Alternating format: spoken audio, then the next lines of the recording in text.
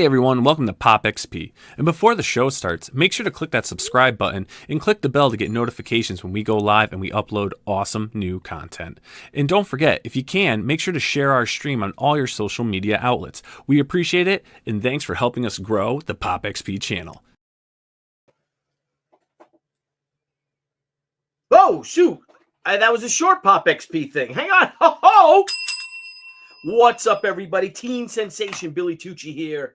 And welcome to a Tuesday night. What is it? The 28th of January in the year of our Lord, 2025. I got a little caught up because I thought it was going to be our longer Pop XP intro. But, I hope everyone's doing well tonight. And hell with it, man.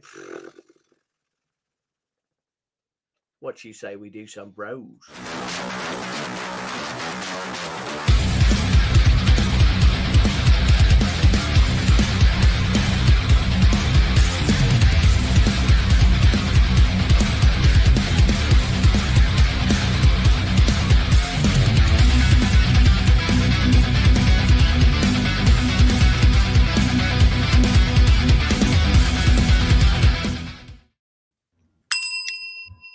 Whoa, look at that. We all magically appear. Hashtag what? I want to sleep. Whoa. Hey, did I get here first, Billy? Yes, you did, bro. What? Wow. That is crazy. I should have brought you in first, like the first man, Andy Smith, who is. Hey. Don't call him Andy Tardy. Hey, No, you call me Andy Retardy. Every now and then I like somebody else to be first, and I thought it would be appropriate. Thanks, man. for Dan. That was really sweet. I got a funny story to tell you guys. You guys will really appreciate this because we all act like a bunch of kids, right? We're in our 50s and 60s, act like a bunch of kids. Well, I'm at mass on Sunday, and in the pew in front of me, there's this old guy. He's got to be 75, 80 years old, right? Now, this other old guy walks up behind him and taps him on his opposite shoulder and heads in the opposite direction, right? so the old guy, he looks like this, then he turns and he sees his buddy just kind of cruising away, right? And he goes, yes. He was so excited that he got, Yeah. And I leaned over to Julie and I said, you see that? They're still 12 years old. That's right. Not just us. We don't age. No. Apex saying hello to all of us. Hey. Good to see you. So, guys, I hope everyone's doing well, staying warm, if you will. Had a bit of a cold freeze, right? Everybody? Yes, a little bit. But I think we've come through it. What do you guys think of this sweater? I like it. I mean, is it a sweater? It doesn't look like it. It looks like the color of dried It's blood. more like a sweatshirt. Well, yeah, it's kind of, but it's nice. It's nice and soft. I think it's like Tommy Bahamas or something. Is it soaked in the blood of your enemies? Did you just get it as a gift or something? Well, no, I got it for Christmas and it's been hanging in my closet and I just put it on. I was like, hey, this is pretty nice. You need a glass of wine to match It's plum. It's a plum. See, Aaron, you can wear other things than a winter coat inside your house to stay warm. Well, I did have a coat on top of this, but I took the dog for a walk, which now at my age is a major event, and I'm just like really hot. So did you go down to the mailbox and get your mail once a month? Like you do? It's completely cleaned out. Mr. Lopresti, I'm gonna start off by being respectful, so the disrespect of my question is sort of Mr. Lopresti, are you one of them hairy bastards? Yes. So you got a sweater on already. You guys saw the other guys, right? With Mark Wahlberg and Will Ferrell. With the scene with Christina. Remember his hot ex-wife? Oh, yeah. It's Christina. And a guy, her husband's laying on the couch and he's bald, but he's got a big beard. He goes and he's talking to Mark Wahlberg. He's like, so I bet you're assuming because of the beard that I'm really hairy. And he's just looking at it, he goes, nope, all shaved. And he's like, Alan, like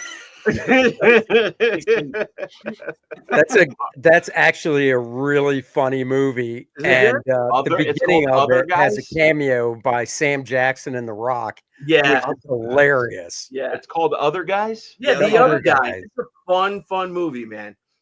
Fun movie. So, guys, we got a great show tonight. My first Brofessionals of 2025. I want to welcome everybody watching Apex Comics, Joseph Pantalon, NPC Oasis, Shadowhawk Talks, Marcus Killigrew, Apex, One Slick Dude. Well, then some of the bros, Toshiro, Fraga Boom. Aaron Lopresti says hashtag wah. Nice, Aaron. Wah. Robert the Bruce, a federal Scotsman. Hello, Robert the Bruce. Is that Robert the Look at Bruce? that. Robert the Bruce. You're a Scot, be proud of it. Proud. Just like the Irish, you're proud to be Irish. Graham Nolan. Hi, lad. Hi, lad. Hi, lad. Hey, not March yet. Stat Zero, boy. What's up, brother? Hope you're doing Stat? well. You're Hope all you're in doing our well, thoughts, man. all in our thoughts. Shadowhawk Talks, some person, Chris Thacker, again, Sean Allen. Good times, guys. So me and Fragaboom were hanging out in Albuquerque, New Mexico. A week before last. Yeah, Jim And we had a Burleson great show. time. Awesome. And we just started exchanging celebrity stories. Oh, We've all had run-ins with celebrities. Fraga's got a colorful past working with. well, I saw one. I I would saw one this. to Go go. ahead. How come I wasn't invited? That's actually short enough that I would actually go there. Oh my gosh! Well, we got to let them know. Yeah. I had a celebrity sighting this morning. What? Yeah, brushing my teeth. I looked up. Yeah, I we was had a like, short video "Oh." call. I fucking know that guy. He's not as good looking as I remember. No, you're looking older than I remember. Yeah. Oh, and we got Niall Scala is in the control room What's saying up? my crazy celebrity encounter. So this one time RT Bear came up behind me at a urinal, and well, you know what? I'll save that story for another time. Oh no. We're Art nicknames doesn't- exchanged. Okay, that's back when I know the story. That's back when Art was part-timing as a valet in the bathroom. You know, he gives you the towels and stuff. And Yes. mints. Art didn't get the instructions right. He thought he was supposed to shake it out for every guy too to get an extra tip. So he came up behind Niall and gave him a reach around and a little tap, Oh, my shake, shake. God. What's that actor's name? He was in Seinfeld. He was the Chinese restaurant guy that wouldn't seat them. He was Oh in yeah, from Big Trouble in Little China. Is Yeah, it James what's Wong? James. Yeah, James. yeah. Yeah. Oh, Yeah, yeah. He walked up to the urinal next to me at a con one time. Really? And he said to you, "You're the man with the green eye." Seinfeld? Seinfeld? The jade eye. No. How short is that guy? Huh? How short is he? Was he short? No, he's not that short. Oh, It really? depends if Yeah, he's yeah, no. You're levitating thinking of or not. you're thinking of Round Eye from Indiana Jones or whatever his name Oh, is. yeah. But he was short in, round? Short yeah. Round. Round eye. Oh, we're Round Eye. That's Round not the name. eye.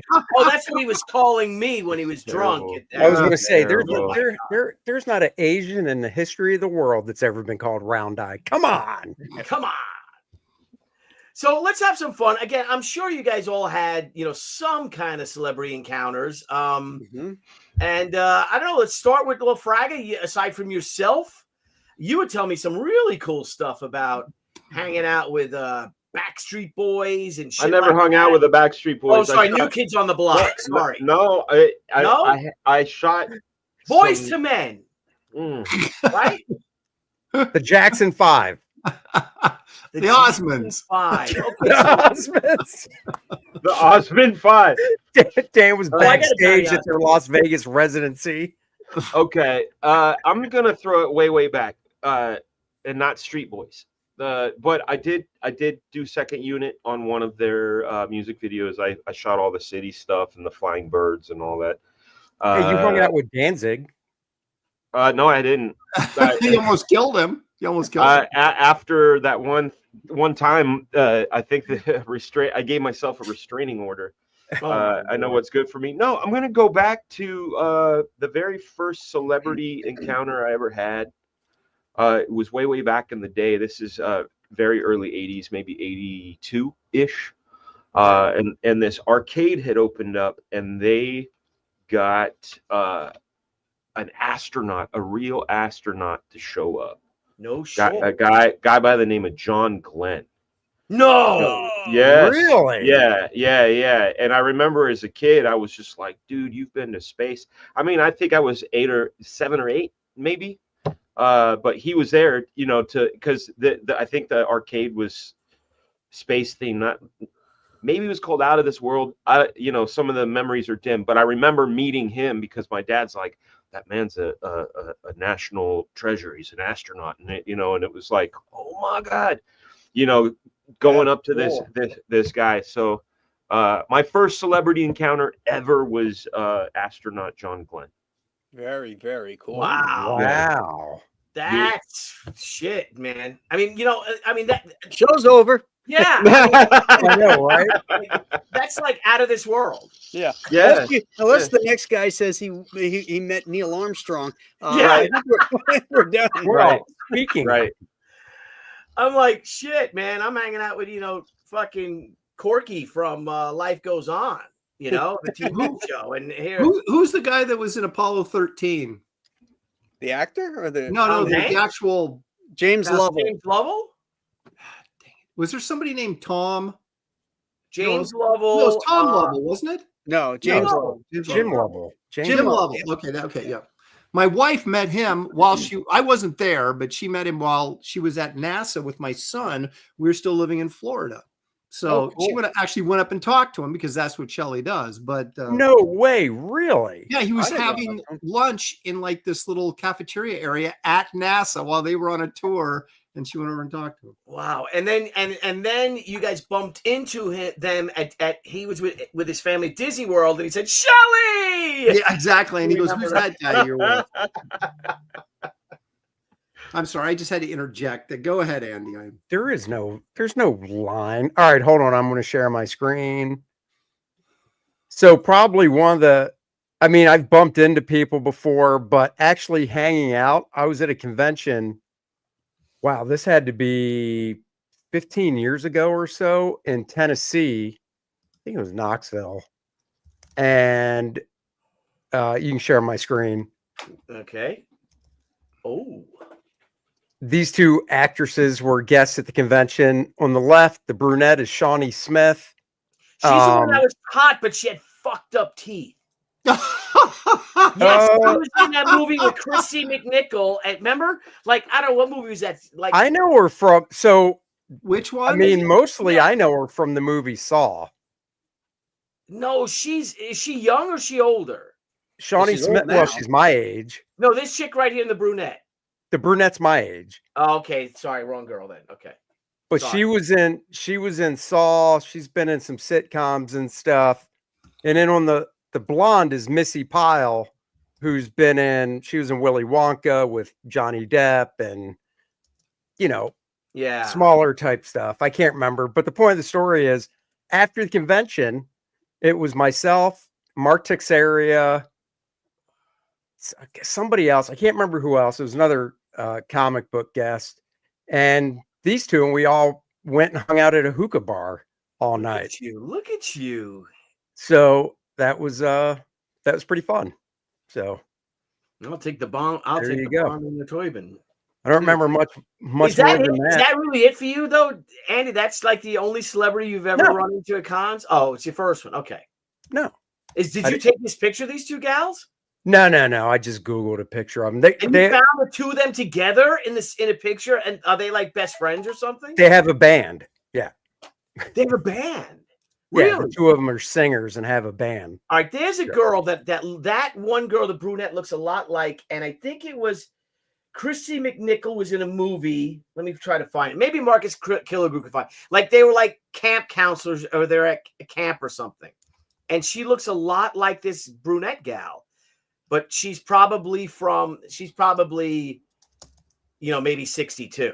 So she's older. She's 10 years older, but she looks a lot like her. Oh, Okay. no, I don't know. All right. Graham Nolan. So what should I start with the first one, or should I start with the one I got to hang out with? Dude, you can go. I want to talk about Captain America. I want to talk about the New York Magazine cover. I want to talk about a bunch of other shit. Maybe Grok ourselves. So do whatever you want. We can blow past this. If it sucks, we can move it. But if it's fun, we can talk some more fun Well, stuff. the coolest one that I ever hung out with was Chuck Connors, the rifleman. That's a good story. Yeah. He was up here for a convention in Niagara Falls, and the guy running the show, Ted Haynes, had us all out for dinner, and I sat right next to Chuck Connors, and he was. Did you kind of maneuver yourself to sit? Did anybody else? Damn right I did.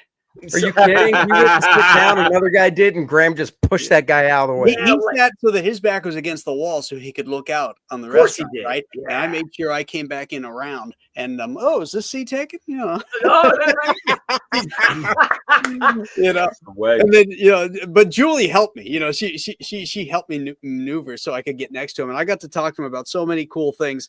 Found out, he's a Republican conservative guy.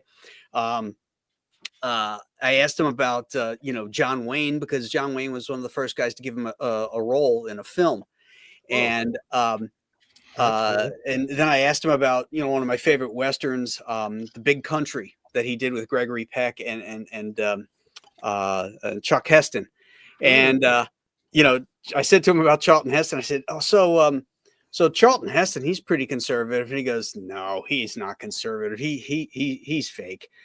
Really? Oh, yeah. I said, really? I said, well, what about the Duke? And he looks at me and he goes, the Duke's the real deal. Yeah.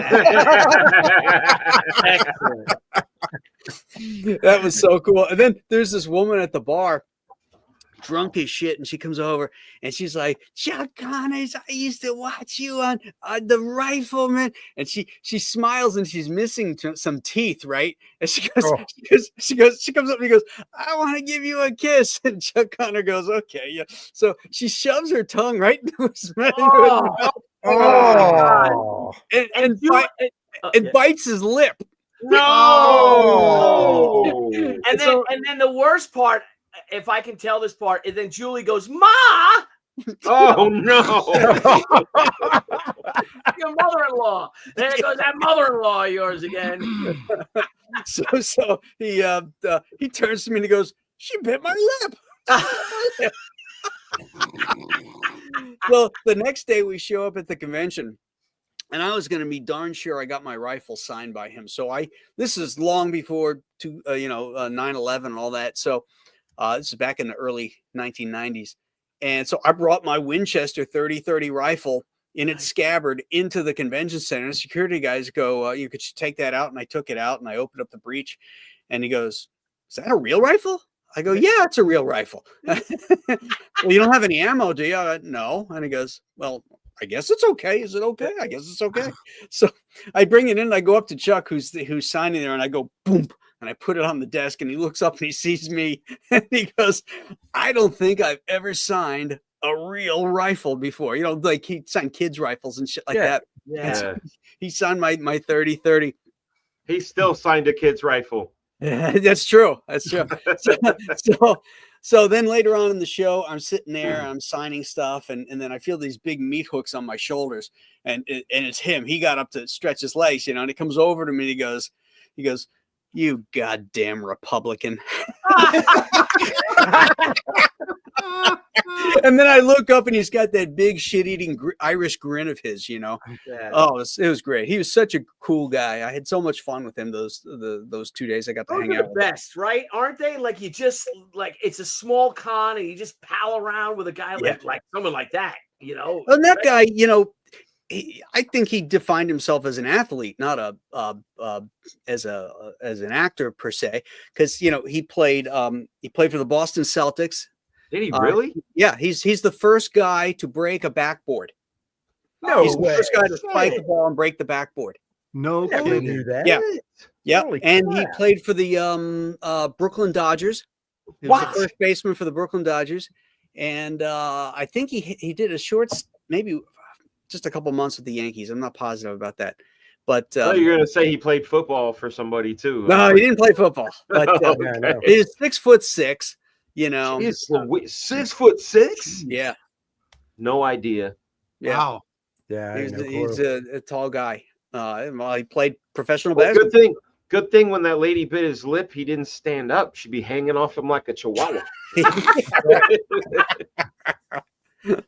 That's a fantastic story, man. Yeah, he is really cool, dude.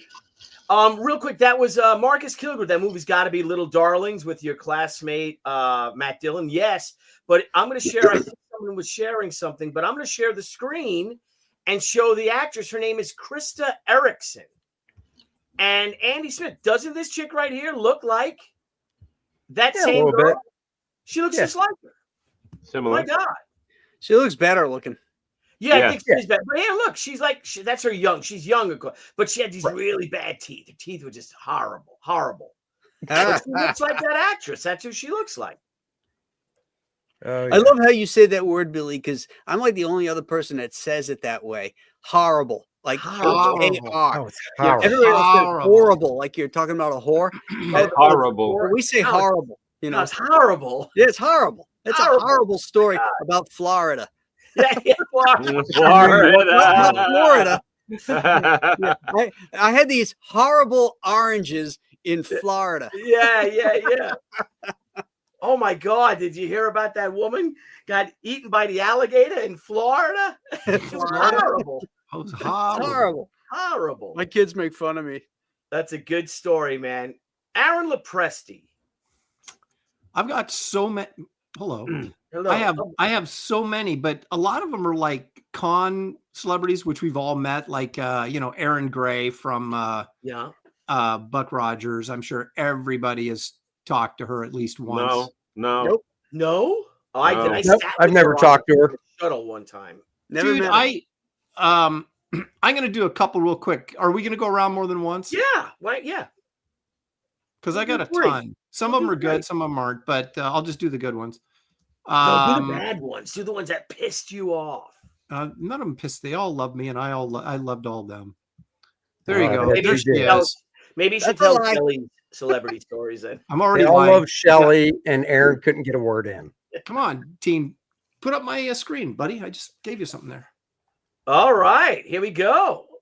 Yeah. Oh yeah. I used to run into her all the time. It's like every show I went to, and like in the 90s, she was everywhere. And she was in two that stick out to me. Is she sat next to me at a Portland show, right? And so Shelly was with me, and so we talked to her a little bit, but Shelly was sitting in between us. And I swear her and Shelly were like chatting the entire freaking show. So I think Shelly might have her number. I don't know. But we were in Detroit also. And we were in the van going to the airport, right? And a lot of times you get thrown into a van with a celebrity. Yeah. And so we're, asking her questions and stuff. And she's telling us about this time that she was being hunted down by this stalker while she was on Buck Rogers. What? Right. And she was saying that these, flowers would show up at her dressing room or, trailer, whatever, they had going on. She got the flowers. And cards. Awesome. Hey, bros. So she received the flowers and the cards. Yeah, from this stranger, right? And it was making her a little bit nervous, right? Did she ever get a card that said, "I really want to buck your Rogers"? No, not that I'm aware of, but she did. Because I sent that too. So she goes into this card was signed Love Gill. It said it was You just stole my punchline because she's talking about giving us all the details on this. And it's starting to sound really, really creepy, right? And then she goes, and she's got us all kind of on the edge of our seat. And she goes, "You'll never believe who it was." And I said, "Gil Gerard," and everybody, of course, busted up in the van, and I was an instant celebrity. But she said, "No." My husband. Gil Gerard was Buck Rogers, for those of you who don't know. Yes. And her co-star. And it was the security guard that was like watching her door. Like, oh my gosh. Was actually looking in her door more likely. Oh, wow. That's kind of heartbreaking, really. Yeah. But he's giving his life to her, and he's really devoted, Yeah. So we got that story out of her, and that was really cool. And but yeah, I talked to her like constantly in the 90s, and she was, even then, she was probably, I don't know, probably in her 60s and just still beautiful. Yeah. Oh, You yeah, know, for just real. You know what's interesting? If you look at her, you know, one of the marks of beauty is balance in features, you know, Mhm. left yeah. and right side. And if you look, her face is so out of balance, It is. Yes. and yet she's so beautiful. Yeah. Yes. Look at her nose. Yeah. Yeah. Look at the if you're looking at the picture, the right side of the picture, that eye is up higher than the left side. The mouth goes up higher. Like most of us. The You know funny what, thing- everybody guys? has that, but I you know, the figured out what closer it you are to is. that they is the mark of beauty. They say I'm taking artistically. this Post-it. You got, and I encourage anybody else that has Yeah. this on their screen, take something and look, divide it right down the middle and look at that. Yeah. Cute. Now look at the other one. It's like a different woman. Yeah, like Yeah. one side's cute and one side's sexy. Yeah, You're getting, But, Yeah. you're getting. but if you do cover both sides, if you cover one side, either you cover the left or the right, she still Yeah. looks exactly like Erin Gray. Yeah, you know what's weird though Yeah. is all I'm just covering the eyes. What? Oh, Yeah. ladies and gentlemen, everybody out there, ladies and gentlemen, the one, the only, the great Thibert! There he is. Artemis Thibert, everyone. What's up, people? Hey, I made it.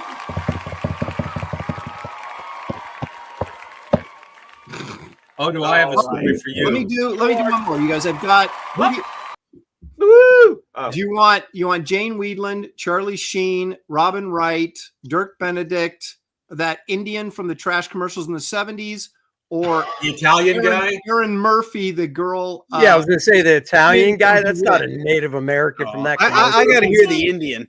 That guy was in a movie I was watching with Kirk Douglas in a film where it's like 1840. He's a pioneer. And there's this young gun, like one of the young guys with them. They're pioneers or whatever, prospectors, and they come across this Indian tribe where the young guy gets married off. I don't know, maybe Aaron. It's a very well-known film starring Kirk Douglas. Marcus, help me out here. I think it's like Spartacus. 1960, maybe. And that dude, that Italian guy's playing an Indian in that film too. Well, that's the thing. He He's speaks Italian, right? Typecasted. He's Italian guy. Yeah. No, I have no story. I just walked by him when I was, me and a friend of mine were down in LA at 18. We drove down to Disneyland, like for a graduation present to ourselves. And we were in Hollywood and he was right in the street corner. We walked right by him. My friend goes, we should throw trash at his feet. Did he have a tear? Yeah. Did he have a tear coming out of his tear. eye? Okay. Yeah, Okay. I'm going to do one more and we'll turn it over to Art. Yeah. Okay. So this is, the television show Bewitched, right? Oh yeah. Okay. Well, the little girl that played, Tabitha. bring it up, Billy. I am gonna bring. I'm looking at some hips right here, so I'll bring whoa, that. wait. Yeah. Hello. Nice. Yeah. So Yep. there was a show in it was called SuperCon in the Bay Area, Oh yeah. and San Jose. yeah, and it was the one that David Williams did the program guide for, and it had Adam West and Burt Ward on it, and it was the first show that had everybody from Batman at it, like Yvonne Craig. Von Craig was there, and You get Eartha Kitt. no, but just the Frank main character. Gorshin. No, just Batman, Robin, and Batman. Well, fuck, you said. I know, but that was like You the said first it. time You're right, Dan. But anyway, it was one of the days there. It was completely dead, right? And this is Erin. What's her name? Murphy. Erin Murphy. Yes, thank you. There it is. Who's that? Who's Erin Murphy? Billy, where were you? Somebody slap Billy, will you? She was Tabitha in Tabitha. Bewitched. Okay, I'm sorry. I'm trying to find my. You know what? I can't. I have to say that she looks exactly like she did when she was a little baby on that show. Yeah. Doesn't She she? looked exactly the same. Yeah, she's like our age. She's like my age, So when I saw her, I was in my 30s and she was in her 30s. And so she was there signing pictures and stuff. And there was just nobody there. So it was like me, I think Gary Martin and Jason Palmer were hanging out. And we just went over to talking to people. And we just sat down and started talking with her. And then she was like, oh, you guys are artists or whatever. It's the whole thing. And so she's like, can I get a drawing? And I said, oh, you know what I did? I did because we'd hung out with her for a while. So I did this picture of a cartoon bear with a witch's hat on it, like he'd just eaten, Samantha from the what was her? Who was the Bewitched chick, the main girl? Who was that? What do you mean Elizabeth by Montgomery. Yeah, what do you Elizabeth mean? Montgomery. What do you mean had eaten? What do you mean by that? I mean, you like devoured, like. Okay. Well, still, do you mean consumed? Yes. Oh, okay. Yeah.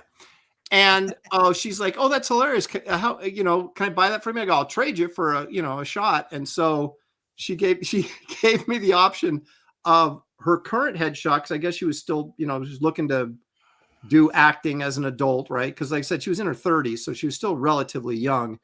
And then she had one when she was a little kid, Tabitha from the show.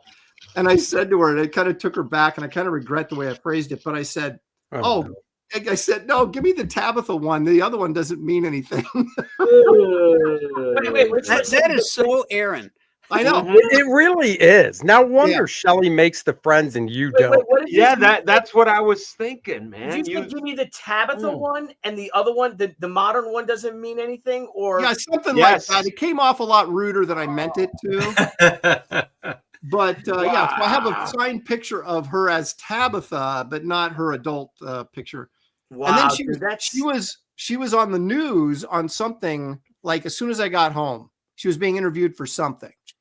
And I had told Shelley this story. And then when Shelley saw her and saw how attractive she was, she goes, "You were hanging out with her this weekend?" I'm like, "Wait, slow down." And you drew her a teddy bear? Yeah. Like, hang on now. So anyway. Yeah, Bo Smith, the king of the no, that's Marcus. Sorry, Marcus. So I insulted someone else, another celebrity. I insulted. Yeah. Bo Smith, the king of the celebrities. I did a show with her and Linda Blair in PA. She was great, very nice. Had some great stories. Bodacious Bo, love Bo. Yeah. Then Linda Blair turn her head all the way around and curse at you. You left the green room when you saw she was eating pea soup. Oh, right. Like, I know where this is going. That's coming up. Yeah. How you doing, Linda? I can't wait to see that. Oh yeah, Marcus's wife did talk to her and her sister for a while too. Very nice. Art Thibert, you've had your fair share of run-ins with slugs, both good and bad. Boy, do we have we can we can do multiples. Do we multiple want run-ins? Do we want? Okay, I'll make the first one quick, and then the other one is more the epic tale. Anyway, I'm gonna set it up, and then I'm gonna share my screen. So then we'll both see it at the same time. You can share it. I just won't. Okay, I'll share it now, so you'll have it, and then because it's so. Let me see. Can you see it now? Is it there? Okay, I see it. Good. Okay, it's ready. Okay. All right. So let me get back here. Boop. Okay. So this is the 90s. So this is mid 90s, right? So black and white's riding high. Image Comics, things like that. So we actually signed a licensing deal with this guy called Stan. His name's Stan Blum. His wife runs Film Roman, or did at the time. Like, these are like power player, like Hollywood types. And so he licensed the first Star Wars, because 20th century and they didn't know what they had. So they just invited a bunch of licensors and stuff like that into like a preview, and they just kind of, I guess, bid for the job. And so I think he took Star Wars all the way up to the Kenner stuff. So all the knockoff stuff, if you guys were young enough, the telescoping lightsaber and the Hildebrandt poster that was in the mall, all that stuff, that was Stan. He made a killing off that cheap stuff because there was no time to make anything. It became a sensation overnight. So they were just manufacturing this stuff on the fly. And he made so much money, and he's good friends with Stallone. So he did all the Stallone movies, licensed all of those. So up to this point where I met him, he had this licensing company, and he had an animation advertising company. It was called Imagination Factory. And so I actually got turned on to him through his wife that was running Film Roman. And so anyways, we took a meeting, And so I'm getting a tour of the facility. They have like sound stages. It's big time, right? They got an animation, like in-house animation. They do, television commercials, all kinds of stuff there. So I'm getting a tour with Stan, and there's this woman, and she's walking around with Stan, and she's talking and everything. And I don't know if you guys have ever been like this, like where there's something about this person, and you feel like you know them. Right. But you don't know how or why. You just know them. Right. So go ahead and share the screen. Billy. I'm No. ready. No. Oh, she's cute. Yeah. She's the better. Who is that? She's the better off dead girl, the French girl. And she's also in Bill and Ted's. Yes. She's a little princess. Yeah. She's the princess. And so here she is from Better Off Dead, because there was this whole ski thing, right? Oh, she's so cute. She was so cute. Yeah, she's adorable. And and so this was like 40 years. You can leave her up. Better Off Dead. Years ago, John Cusack. Yeah, I want my $2. Exactly. Yep, that's that movie, right? Most quotable movies of all time. What's so a little boy like you do with big boy smut like this? Yeah. There's so many good lines, like those trash guys. It's like, throw away a perfectly good white boy. Oh, it's a damn shame. And then the mom dressed like a reindeer. She's like had the French people over, and she's trying to impress them with her French language and her cooking. So it's like, we have all your favorites: French fries, French bread, and to drink Peru. Yeah. Peru. But she says like French, like it's all like fancy, right? Yeah. But anyway, so we're like walking around, and I'm like, holy shit, this is bugging me. And so all of a sudden, because I don't know her name, or anything. I said, "You're the princess," and she goes, "That's right." And I go, "You're the princess from like Bill and Ted." And she goes, "Yes." I go, "You're the French girl too." She's like, "Yes." But I blurted it out like an idiot. Yeah. Like, "Oh, I got it. I know who you are now." And so she was really cool. And she just worked there. Like, it's weird. You think like you always think these actors and stuff like that, they just make so much money and they just retire, right? Or they keep acting or whatever it is. But, she's kind of in the private sector, still kind of Hollywood related, but, she's got like a 9-to-5 type job. She needs a job. Well, yeah, right? I mean, she would need a job. That's so funny. And she married a De Laurentiis. Oh, I remember that. That's not bad.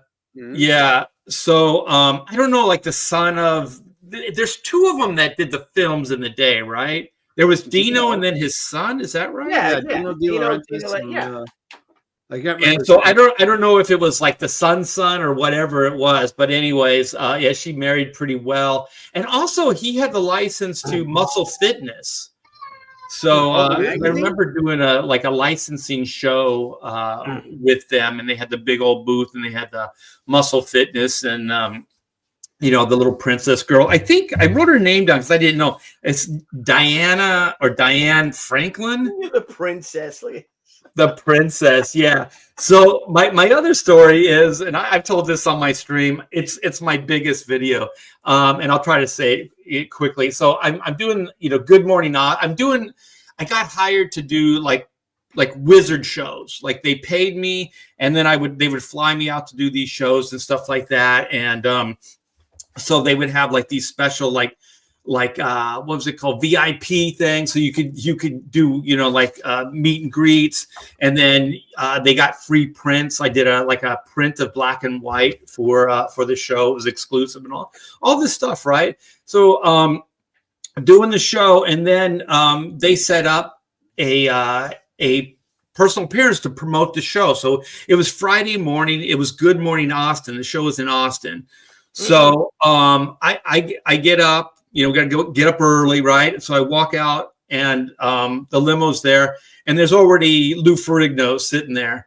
And man, I'll tell you, he was the sweetest, nicest guy. He's talking about family, his home in Malibu, like all of this stuff. He's asking about my family, things like that. So I'm like, all this shit that I've heard about Lou is not true, right? True. And so we get there, and we're in the green room, and I saved this guy's butt. He just got these pants, right? And he still had, how they have like on the front leg, it would be like large, medium, extra large, like whatever, sticker things. And he had it right there. And we walked in and sat down. So you would have saw it. Like we weren't already sitting down, like we walked in. And so I said, hey, Lou, you got a sticker there. And so he pulled it off. He thanked me. So we went out there, we did the show. And so there's the host who was gorgeous. And then there's Lou, and then there's me. Well, I brought a dog and pony show. So I had my original artwork there, and I drew a picture of the Hulk. And I wrote, he's screaming like, "Good morning, America," whatever, thing. "Good morning, Austin," I guess it was. And so I showed that to her. And then like the whole thing is like she was talking to me more than Lou. So she was even physically leaning forward so she could talk to me, right? And so then anyway, yeah, he was right next to her. He's a big guy, right? Yeah. And so then, anyways, I could kind of already sense that he's starting to fume, right? Like he can't hide it, right? He's just kind of shutting up. He's not he's simmering, as they used to say. And so anyways, the show's over. And I don't know if you guys are like me. Like I never wanted to take pictures in the day because I always thought like it's kind of geeky. You don't want to be that guy. Like, can we get a picture? Whatever. So hey, you're a star, Thibert. You're well, I don't have pictures in the day. And you mean daytime? No, in the day, like like back in the day. Okay, because at nighttime we're out doing shit. Like my brain. No, like in the day, like when you're meeting all these people, when you're something in the industry, whatever. And so, like the little French girl, I don't have a picture with the little French girl. Was she actually little? Was she little, or was she like? She was. Yeah, she's a small girl, and so with big hair. But anyway, so I'm like, I got my camera. I'm gonna take a picture with the host and Lou. I don't care, because I know like Lou's a little touchy about the picture pirate thing and all that crap. But I didn't care, right? So I'm like, can we take the picture? And then one of the guys that's doing the show, this is after the show's wrapped, I handed him my camera and he's like, snap, right? Next thing I know, there's the crew guys. Hey, can you get a picture? Can we get a picture with you and Luke? No. Like, so it becomes this thing, right? So anyway, like Lou's just like in the middle. He's like, I got to go. So he gets up. I kind of know something's up. So I went, I grabbed my stuff, but I had to put all my artwork and things in the bag and all that stuff. And so then by the time I got out, Lou had taken off in the limo. He ditched me, right? So it's one of those things too, like you're standing out in the middle of a town. There's nobody around because it's in the middle of the morning. It's freezing cold, right? It's still dark. It's still dark outside. And so just as I was turning to go back in, the door seals. You can't get back in, like this security, right? So I'm like, holy shit. I don't have my phone. I don't have any way to contact anybody. I don't even know where I'm at, really. And so then I start walking around the building and it's like top security, right? There's no door, there's no lobby, there's no nothing, right? It's like a sound stage kind of thing. And so I noticed there's cameras on like on the street, and I'm just like, I'm jumping up and down. I'm like, hey, I was just on your show. So anyway, they let me in, and I got a phone, and I called what's Gareb Shamus's brother, Steven? Is that his name? Yeah. And so I called him. And so I got the limo, and so then the limo guy came back. It was the same guy, and he goes, "Oh, I'm dude, did you like Brigno ditched me?" Did you say like what the fuck? No. The driver was so sweet. Like he took all the heat, right? He's like, "I'm so sorry. I should have known better." Blah blah blah. So he's taking all the heat. I go, it's not your fault. And he goes, "What?" I go, "I know how it went down. Lou got in the car and just told you to drive, right? And he goes, yes. And I said, Live. Arnold. Arnold was Arnold. Lou would be like, drive the car. Get out of here now. he speaks and hears perfect. Like, I don't know what it's. Did go. Yeah, but Horrible. what about that Just cartoon? go. Go. Drive. It's okay. Get away. Go away. Go away. Arts and Ass. man. After I saved his ass too with that sticker, man, I should have. That's why I tell that story. It's like I should just left the sticker there. That would have been Yeah. Yeah, you And we, should have. can you read this, Graham? horrible. That's horrible. Horrible. That's a horrible. horrible story. Yeah. All right, now Billy's going to make up something. You just watch. No, this is true. Yeah. Okay. No, it's with Ben and There Jerry. I was. There I Still. was trying to get She-Way the Warrior #1 film to FedEx. And this Lincoln pulls up, not a town car. And this guy is getting out too, and FedEx closed in Queens. And he's like, oh, well, I got to get to FedEx because my son's in a movie. He's an actor, and I got to get the contract. No, that's my Ben and Jerry still. I know. I was Yeah, gonna we say, know. Sounds familiar. I've heard this lie before. That was a damn good lie, man. That's a great Well, story. yeah. I've always been known as, I've always saw myself as a rankator. So Man, you nailed that story too. You had us all sucked in. Well, the best liars do. yeah, Dude, you had 5 fish on the hook, reeling Yeah. it in. because it's true. Because that really did happen.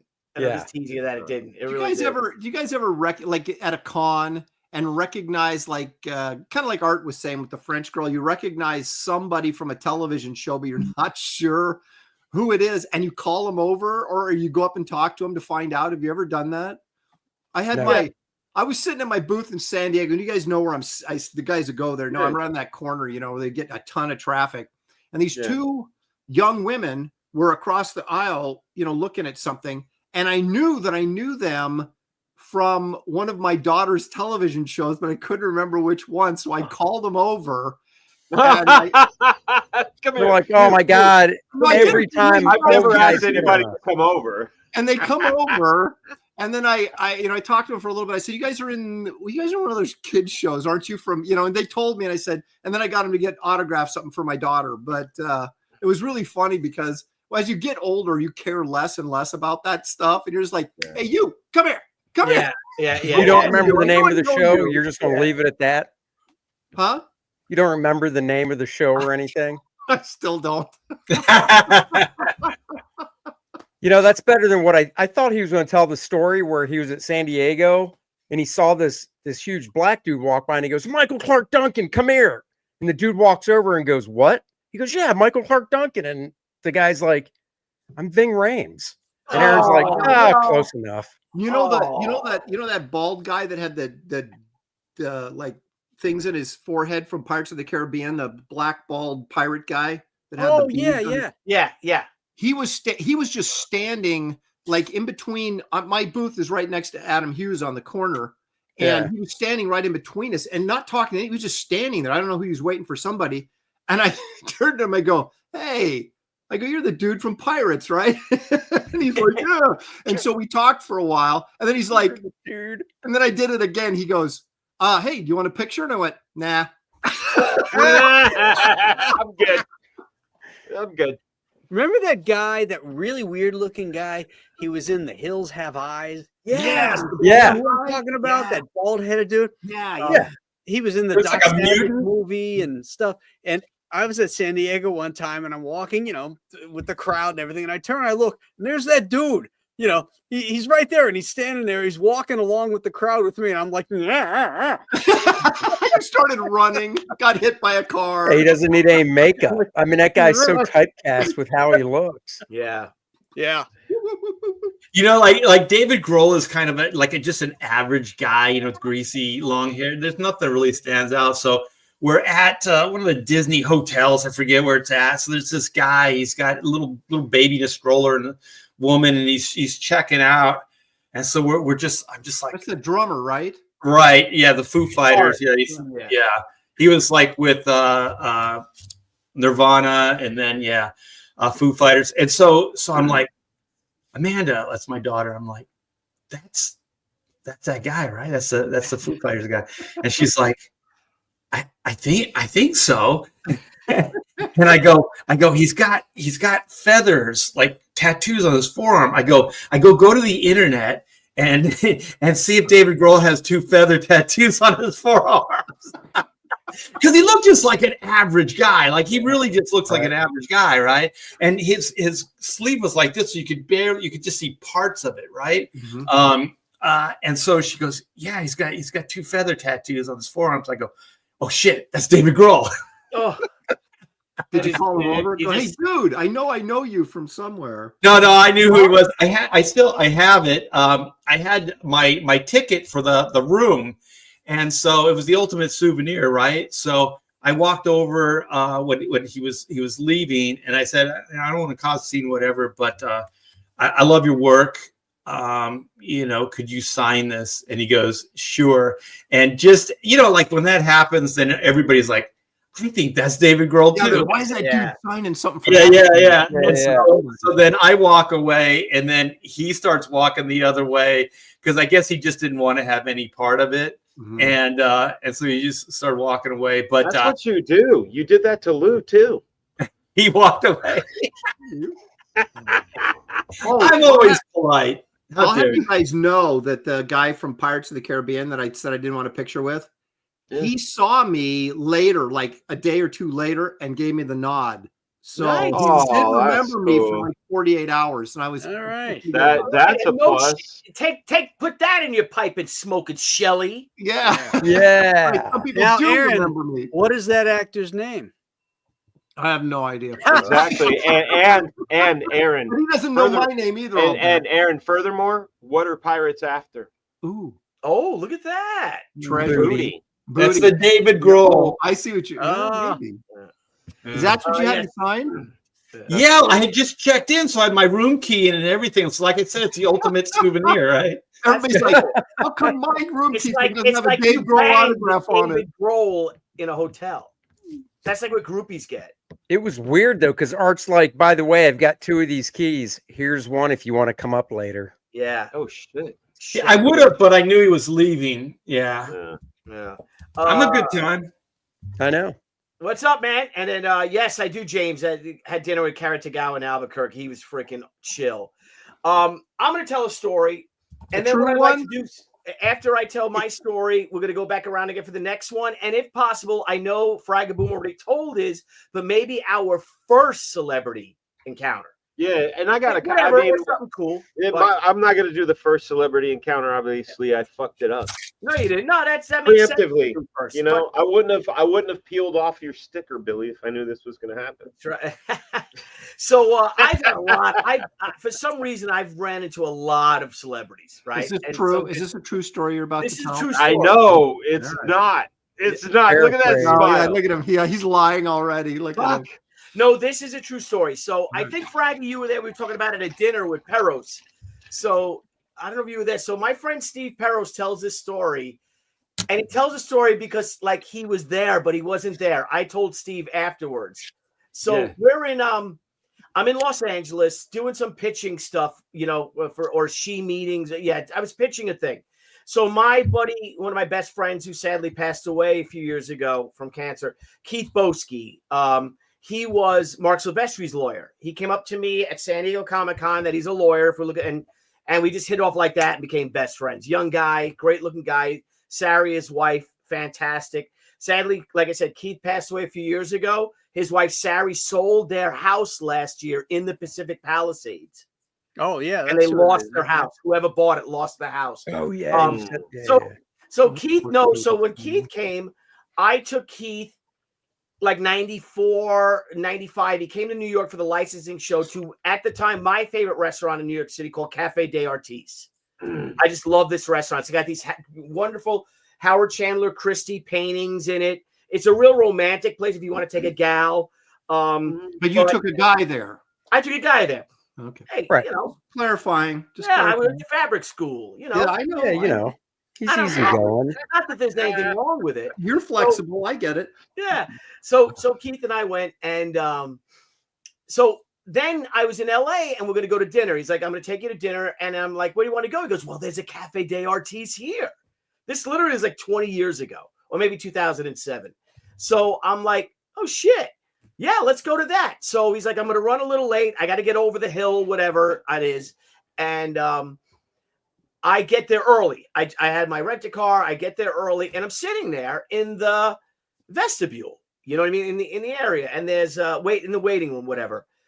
Really nice restaurant. And there's this young starlet looking wannabe girl. I remember she had a rose in her hair, totally overdressed, maybe 23, 24 years old. And she's just sitting there by herself, right? So I'm there, and who walks in while I'm waiting? And let me present it. James Wong. Table for Tucci. No, better than James Wong. No, It's Hong, actually. I looked it Oh, up. James James Wong, Wong, yes. Yeah. Yes. James No, Wong. but none other than the incredibly maybe. gorgeous Fran Drescher. No way. Yeah. Yes, way. So She's Fran, a beauty. she's a beautiful woman, Yeah, right? she's a beauty. And Yeah. just very nice. And she's like, can I sit here with you? Because they had these like chairs. There's a few chairs. And there was that starlet girl. And I saw the starlet girl look up at her. And I'm looking, I'm like, oh, now I got to be cool because I'm Billy fucking Tucci, right? So I'm like, oh, yeah. That's how he introduced himself too. He goes, "Hey, I'm Billy fucking Tucci." Yeah, and I Fran said Drescher. something like, and I said, oh, yeah, sure. You know, and she's like, sure. Like, she goes, you're not from New York, are you? And I'm like, yeah. I said, and actually, I lived in Rego Park in Queens for 6 years. I said, I'm from Long Island. I live in the city. She's like, oh my God, I know Rego Park. So I'm having, because she's from Queens. Mhm. I think she's from Flushing, where the Mets play, you know? Yeah. And we just had this nice conversation until her husband comes and my buddy Keith comes together, which kind of. What's going on there? Yeah. So I ended up having this nice conversation with this woman, you know, with her, and she's older, you know, and really nice, just talking about, you know, Queens and stuff like that in the city. And I'm like, oh my God, I hate it out here, you know.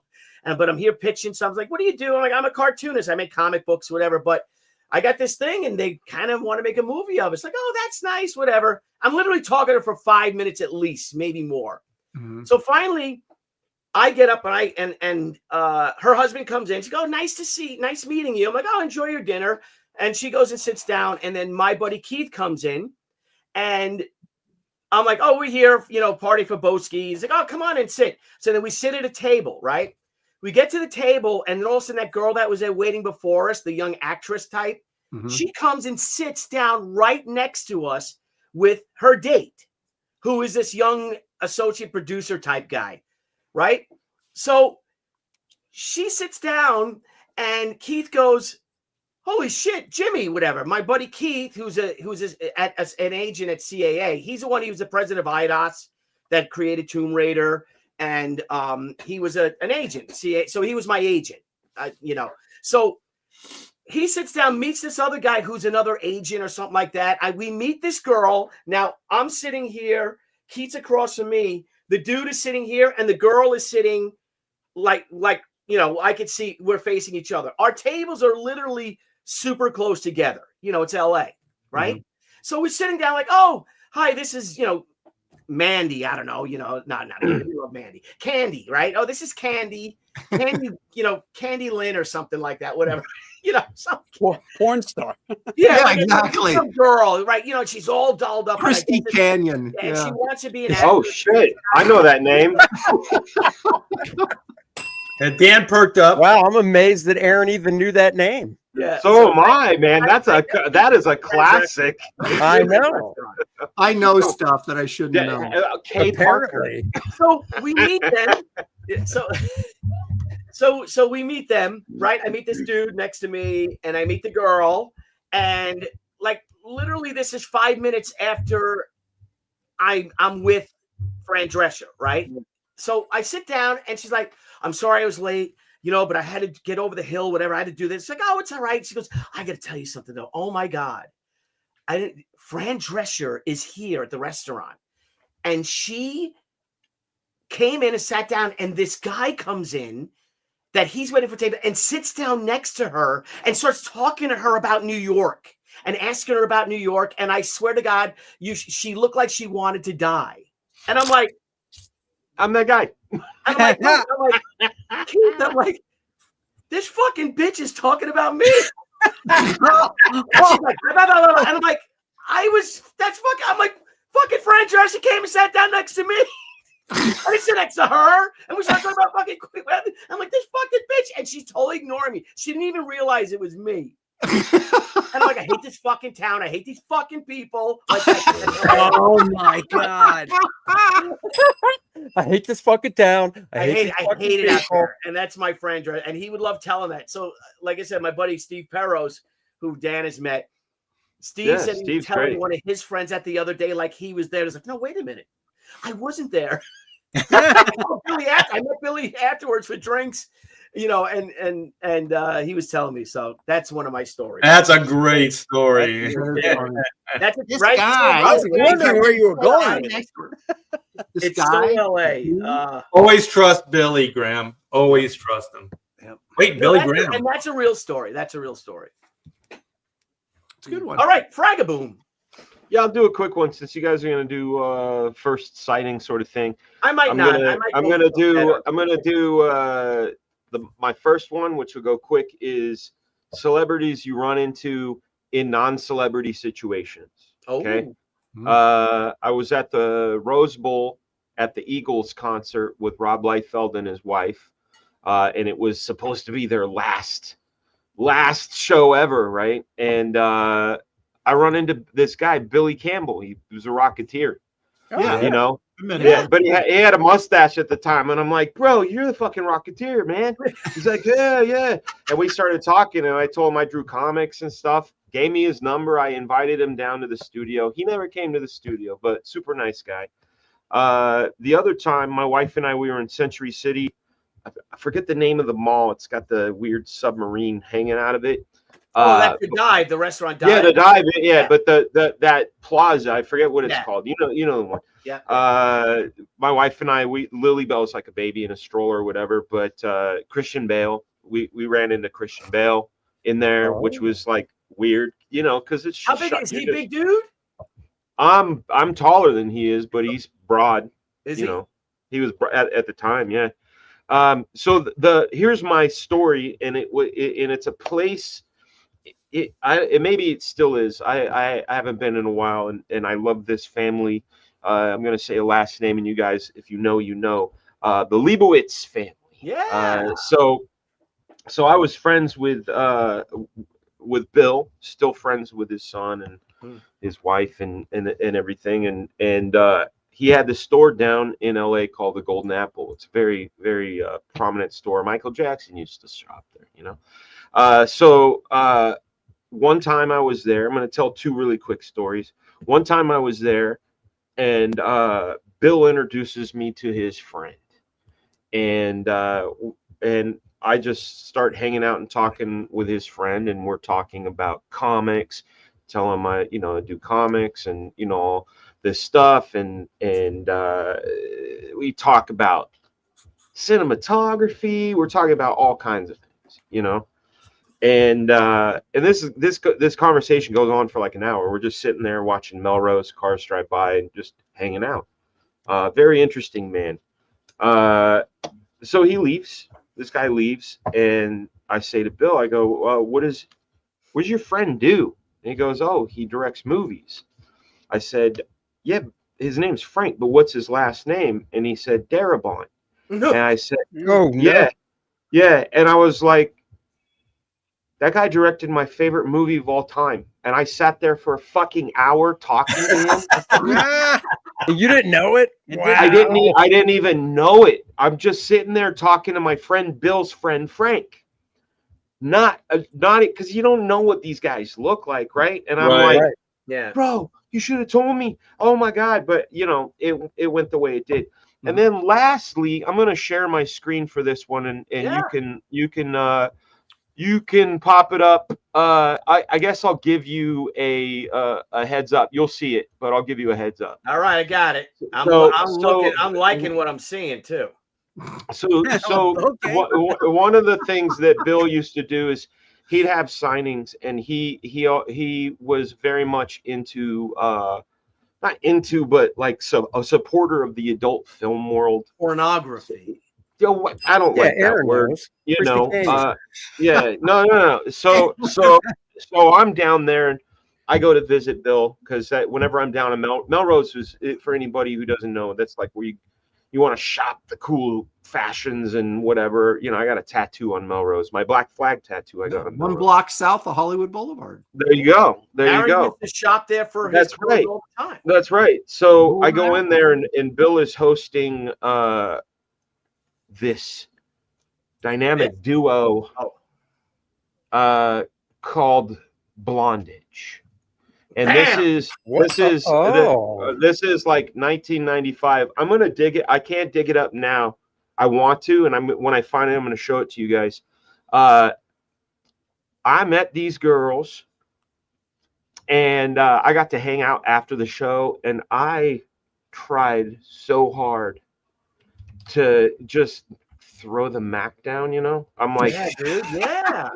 And this is when you I'm had like- hair, and it was no. like I had already ice started band? losing my hair. In fact, the picture, I can remember the picture. I had like a blue bandana because I was covering my head. But yeah, this is Janine Lindemuller. She's also the girl on the cover of the Blink 182 album cover. Oh, which one? The one on the The right. girl on the right. The girl on the right. Yeah, Yes, and yeah. she's like super tatted up now. Like she's tattooed from Ugh. head to toe. I know. She dated Jesse James, you know, the American the soccer guy. She was married to him. And then Oh, Ricky real Rackman. quick aside, the drummer for Blink, I forget his name. We were at Wendy's because he lived Travis when I lived in Barker. Yeah, Travis Barker. Yeah, he lived close by my house, and so we were at Wendy's of all places. He's there with his wife and his little kid in the stroller, and he Yeah. ordered a double or whatever those thing called. There you go. That's nice. Yeah. Not Not your yet. fucking turn. Yeah. Art. Anyway. Hey man, Damn. hey people, Yeah, hey punished. everybody. Here's the thing. I love you, buddy. Just teasing. I've met plenty of famous people. These are just like, you know, fun stories that I haven't told really yet. You know, I got plenty to tell, but at the end of the day, the one thing I realized is, especially having a long exposure working on film sets for months and months, they're just people too. They're just you know, they're people too, and some of them end up exactly. Some of them end up, you know, really buying their own brand and being assholes, you know. And then there's other people like Forey Smith that you and I met from Yellowstone in Albuquerque. Fucking I didn't sweet. meet him. I thought you saw him in the bar. I saw him in the So- lobby, but I didn't. I bought that guy. I bought him a drink, man. Fucking super duper nice guy. But then there's guys. Here's my last story of the not so good. And I've told this story before. I was invited via Rob Liefeld. You know, Rob Liefeld. I gotta say, he kind of conditioned me to be around celebrities because he brought me along a lot of the time to things like premieres and meetings and such. But there was one when we saw Die Hard with a Vengeance. Nice. And it was the premiere, and Samuel Jackson's there, Jeremy Irons is there, Bruce Willis is there, and Bruce Willis. I get Sam Jackson's autograph. Super nice guy, comic book fan, you know, super sweet guy. Go over to Bruce Willis. Oh, that kind of Skull Gnasher, kind of. I was sort of a lapdog, but I had teeth. You know what I'm saying? But Bruce Willis, he's over there signing, and I go to hand him my program and a Sharpie, and he doesn't even look up. He just takes it and moves the pen around and hands it back. And I'm looking, and I realize there's nothing there. You know, and I say, Mr. Willis, there's no autograph here. And he looks at me, grabs the program, turns it upside down, grabs the Sharpie, says, you could have took the fucking lid off, took the lid off, signed it upside down on my program, put the lid back on, and shoved it back to me. Dang. And I was like, yo, that was not cool. You know, that was not cool. But I still have it. I'm gonna find So he signed for it another twice bro to you. show. No. Well, sort of. He did the Phantom sign with the lid on, and then he did the upside down sign with taking the fucking lid off. Oh, because you didn't take the lid off the mug. I didn't take the fucking lid off, Oh, Billy. shit. Have you ever And said that that was to the a fan? day Have you Dan ever went said that to a home. fan? Has a fan ever handed you a pen and you just went and No, you said, Never. "No, Mr. I'm not Tucci," Bruce Willis. and you go, you could have took the fucking lid off. Wow. I'm going to do that next time that happens. Yeah. Yeah. except Aaron's going to go freaking. That was Yeah, the day right. Dan went home and prayed that Bruce Willis got dementia when he got older. And well, Yeah. your prayers came true, Dan. So Yeah. there you go. That's Hey, not guys, what we got a happened. $5 Oh. super chat from Travis Parrick. Yes, thank you. Yes, they are people, lizard people. We know Watch the V. show V on my Hell TV. yeah, V 1984, 83, 84. That was the destination. Remember that? Robert England. Yes, sir. Never Yeah. watched it. Thank you for that. Oh my God, Andy. Man, No, I just didn't care. I knew about it. I just that's didn't right. know. Beastmaster was in it. That's right. Oh, Beastmaster's What cool. the celebrity? Andy good. Smith. So I meet William Shatner and I go up Oh, to no. him. No, that's Stop. not my story. I haven't met that many famous people. Like Jeez. in conversation and stuff. I mean, Ming Na Wen. Yeah, I screwed her name up, but you know who I'm talking Ming about. Na Wen, yeah. Ming. Yeah. I mean, I shared an elevator with her, whoopee, at a convention, said hi, and that was about it. I mean, that's most of mine are just these little happenstance things. The biggest one Look at was this going to that beard, this hookah beard, bar. look at this. Check out this bearded yellow dude. Who's in there? Y'all look. You all I think look his, alike. I think his It's nickname lonely is cat Chico. dude. Oh, he was? Look at that. You all So look yes, alike. I mean, I really haven't.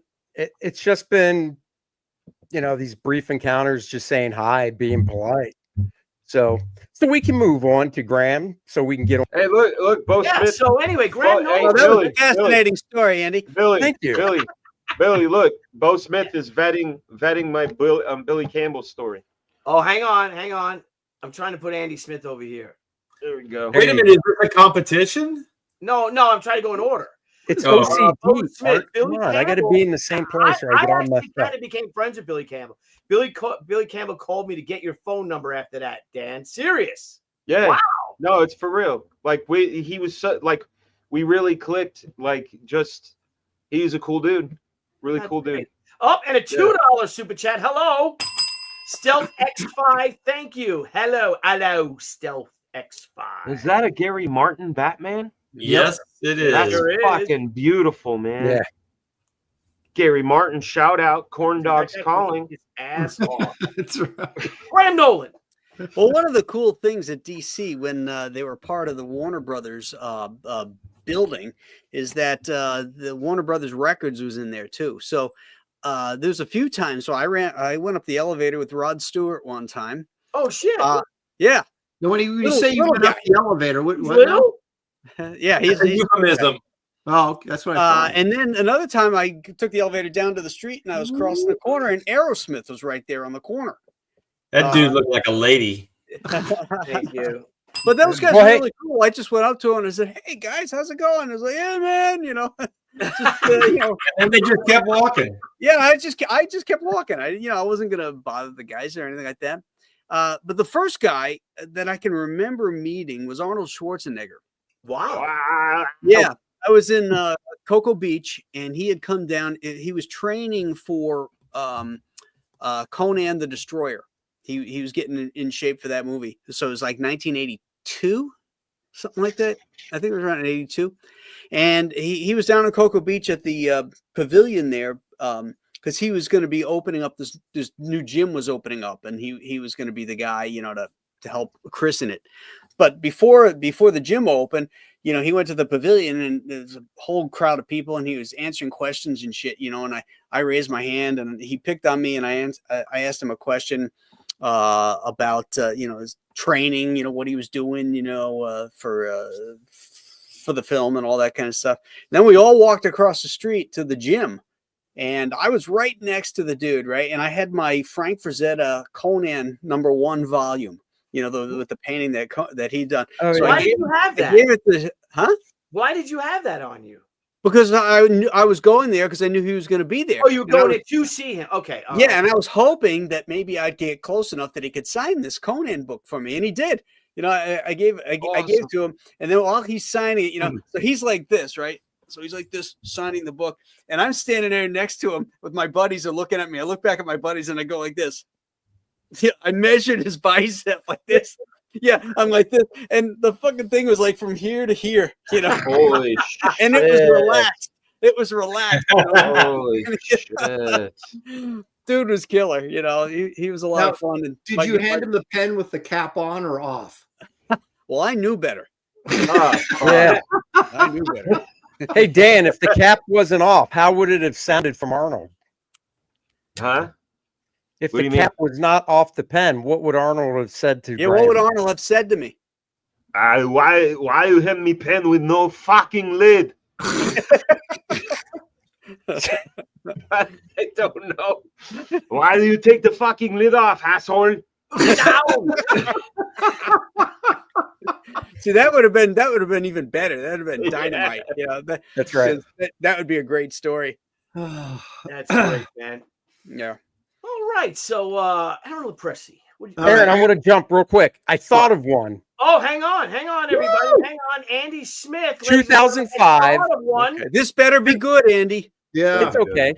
2005. Just moved up here to Charlotte. Wait a minute. Florida. Wait 1 minute. Wait 1 minute. There you go. Thank you. So it was 2005, and we just moved up here from Florida. And if you remember, Superman Florida. Returns premiered, and Shelton Drum, the guy that puts on Heroes Con, Can't hear him now. What are you doing? So Shelton rented out a theater to go see Superman Returns, and one of the guests was Rosario Dawson. And I sat next to her during the movie. So before the movie, we chatted some and stuff, and she's really nice. And and then watched Superman Returns. So I bet Did you she cut smelled the like hole in the caramel. bottom of your popcorn box? And Oh popcorn? no. I did, and she's like, "That's some weird butter," and I'm like, "It's a new kind they're trying. It's more of a glaze." It's filled with protein.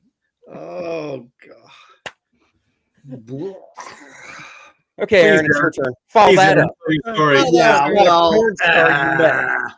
all right. I got a couple. I'll make them super quick. So I told you guys the story about when I ran into Robin Wright in the parking garage at TriStar Pictures and only said hello to her because it was dark and we were the only ones in there. And I wish I had something more clever to say than hey. And then Charlie Sheen, a bunch of us in film school were hanging out in Westwood like we used to do because that was the safe area to go and hang out. And we were in some restaurant and Charlie Sheen comes in with just some hot babe and they're at a booth and everybody I'm with is bombed except me, of course. And they're like, we got to go talk to him. And I'm like begging these guys not to go over there and bug him, but they all did. And he was really cool to them. And, which right in the middle of a date. And I would have thought I would have been pissed if I was him, but he was really cool, talked to everybody. And then, okay. So I'm in the elevator with Jane Weedland at a con. The Go-Go's. Yeah, I like her.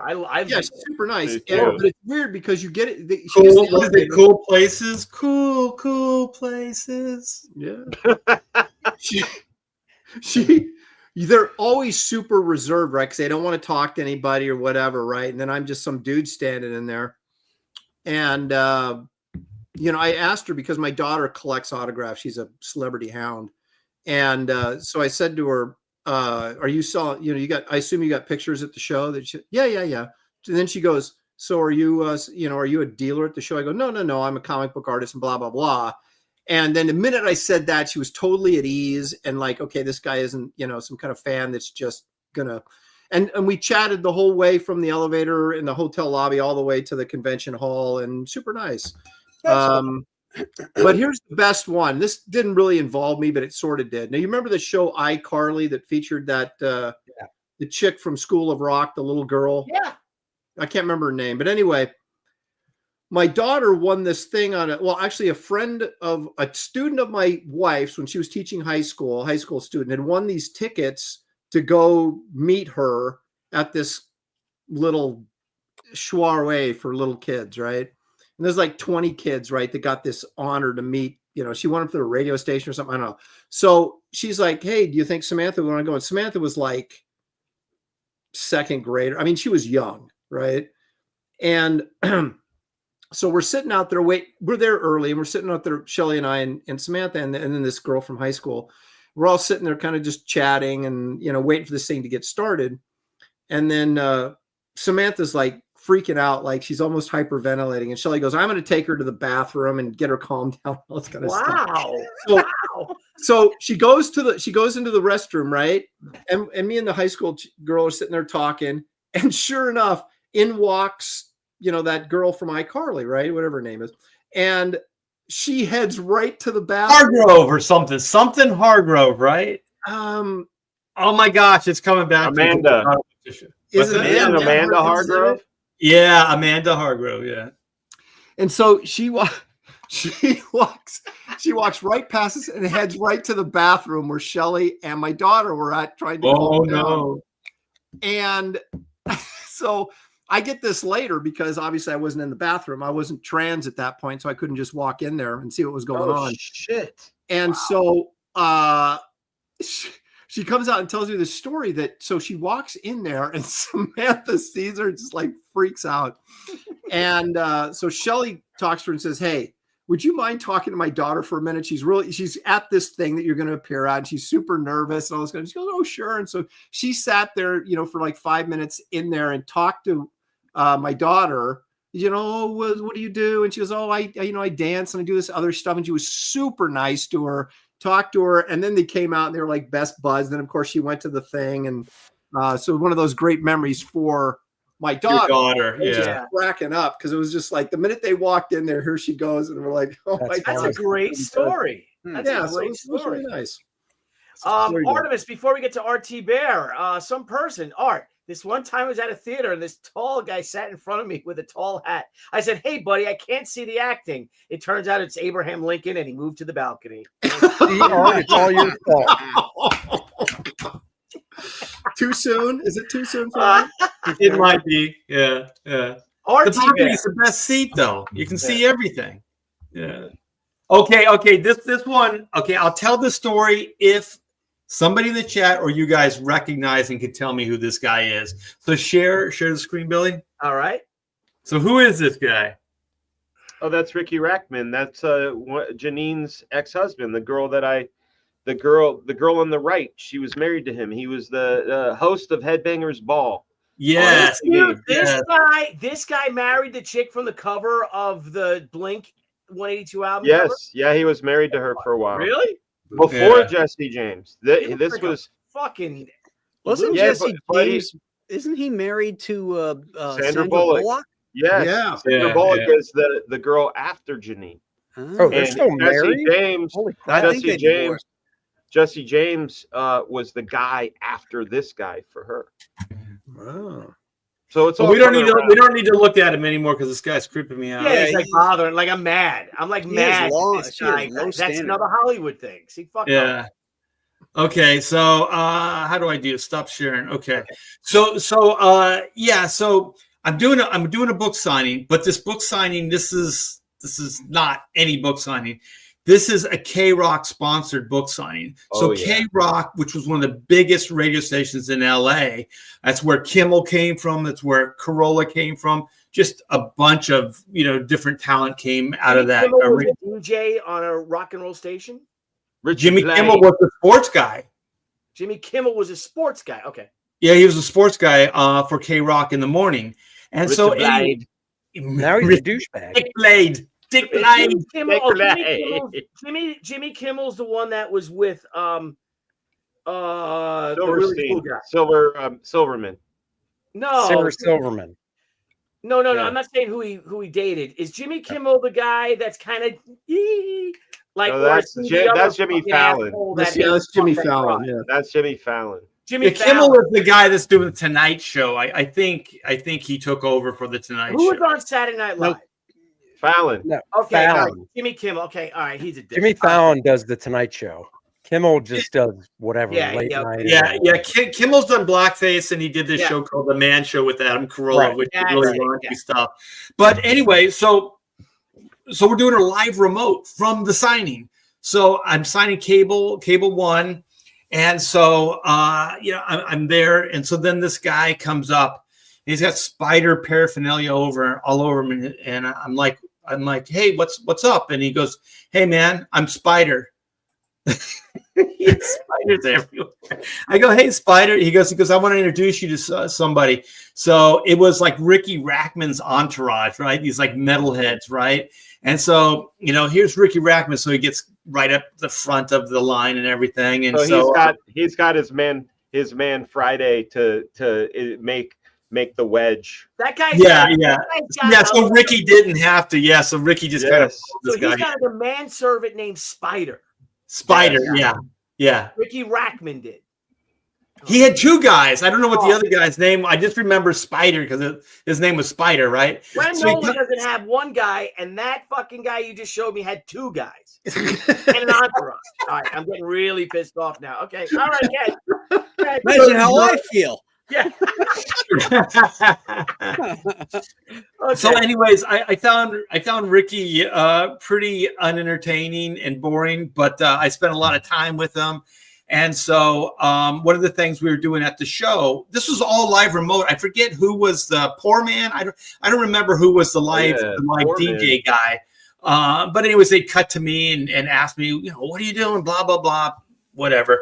And so we had this. What do you call that? Where you put your name and then you pull out a name and that's who wins. Yeah, like a raffle. Yeah, raffle. And so there's this raffle. And so they wanted me to pull the winning ticket out. So my brother was there with his girlfriend at the time. And so there's this crowd around and they're all waiting because they're going to win Guns and Metallica tickets, right? And so then I pull out my brother's name. Oh shit. Oh no way. I've never come this close to being tarred and feathered in my whole life. That you actually read it? I would have put it back. Well, I mean, I was just dude, I was so nervous. It was like there was just shit going on. It was a circus. Yeah. He did win fair and square. Yeah, he did, but everybody turned on me like somehow, it's like, oh, you set this up, whatever. And I go, wanted to kill you. Did Spider want to kill you and stuff? Yeah, they all turned against me, right? And Lou Ferrigno was in the background going. Vengeance is mine. When there's a black and white movie art, right? And they're like, so listen, got this guy. I know you like comics. We're gonna book the creator of Black and White, that new big hit film starring Sydney Sweeney and Channing Tatum, and his name's Thibert. And he's like, what's his name? He goes, Thibert. He's like, fuck that guy. He's never going to be on my show. He's a fucking cheater. He set it up where his brother was going to win the Guns of Metallica tickets. And this is live too, Andy. This is all live. Sure.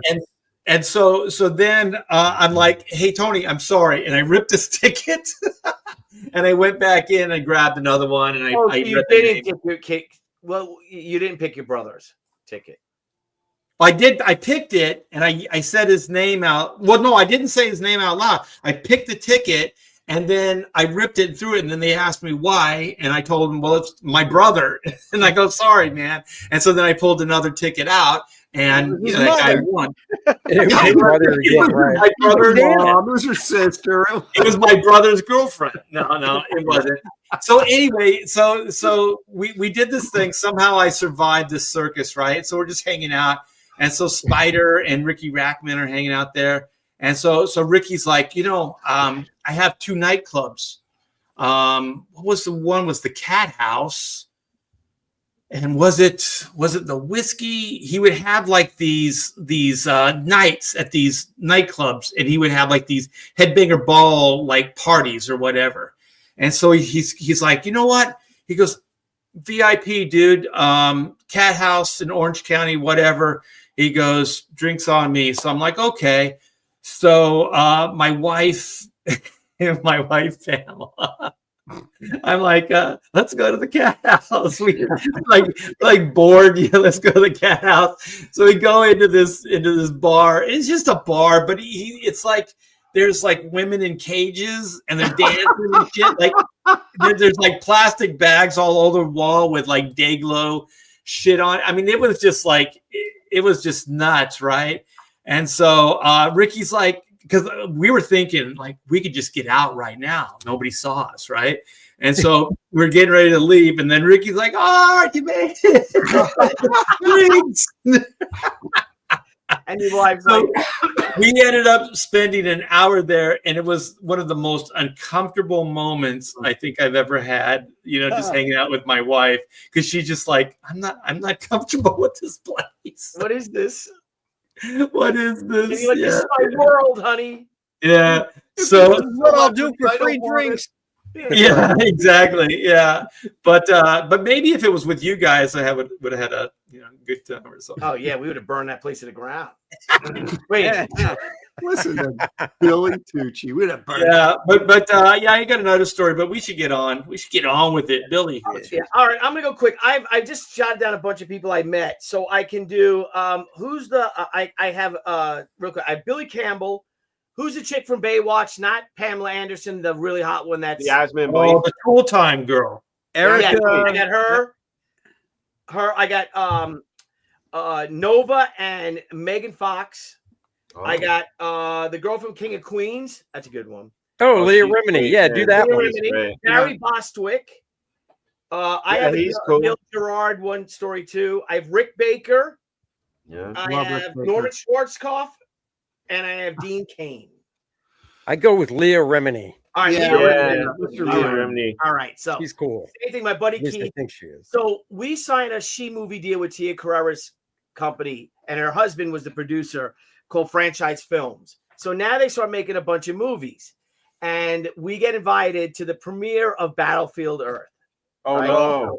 I go and my first movie premiere ever, and I go there and I sit down with my buddy Keith, and there's all the, I'm like, oh, so this is Hollywood. I just said that, and then these people sit down in front of us, and I'm watching this movie in the movie, and now John Travolta is literally like 5 seats ahead of me to the left with Forrest Whitaker or whatever, right? And I'm like, all right, so this movie starts, right? I don't know if you guys have ever seen this film. Oh yeah. I've heard it was shit. I did a comic It's book awful. adaptation of the book. I'm So watching this bad. movie and I go, bro, to Keith, I'm like, bro, this is the worst fucking movie I've ever seen in my life.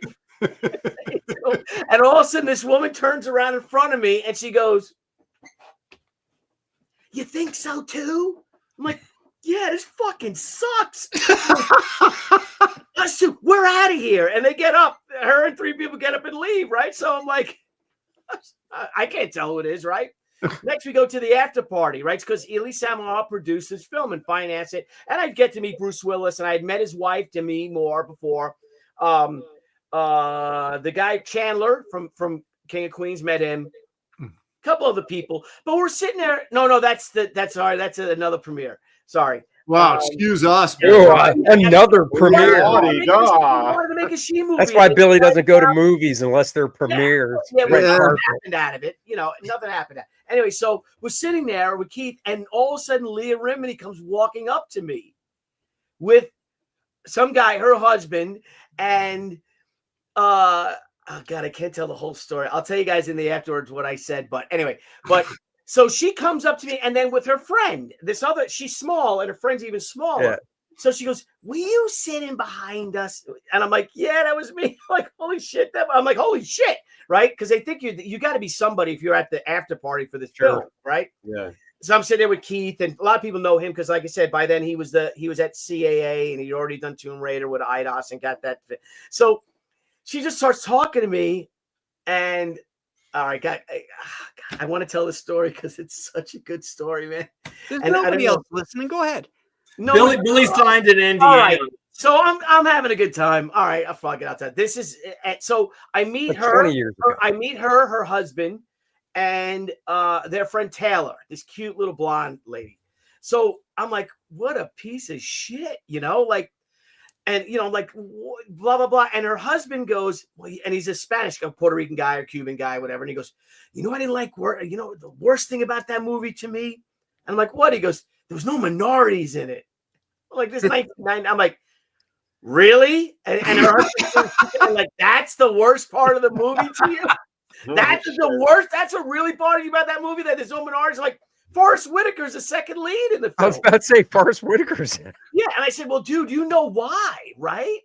And he goes, no, why? I said, well, because it takes place in the future. And by the end of the 21st century, all the black people and like Spanish people and stuff, they all minorities, they all killed each other off. So they weren't any of them around. Dude, I was fucking with you. That's not it.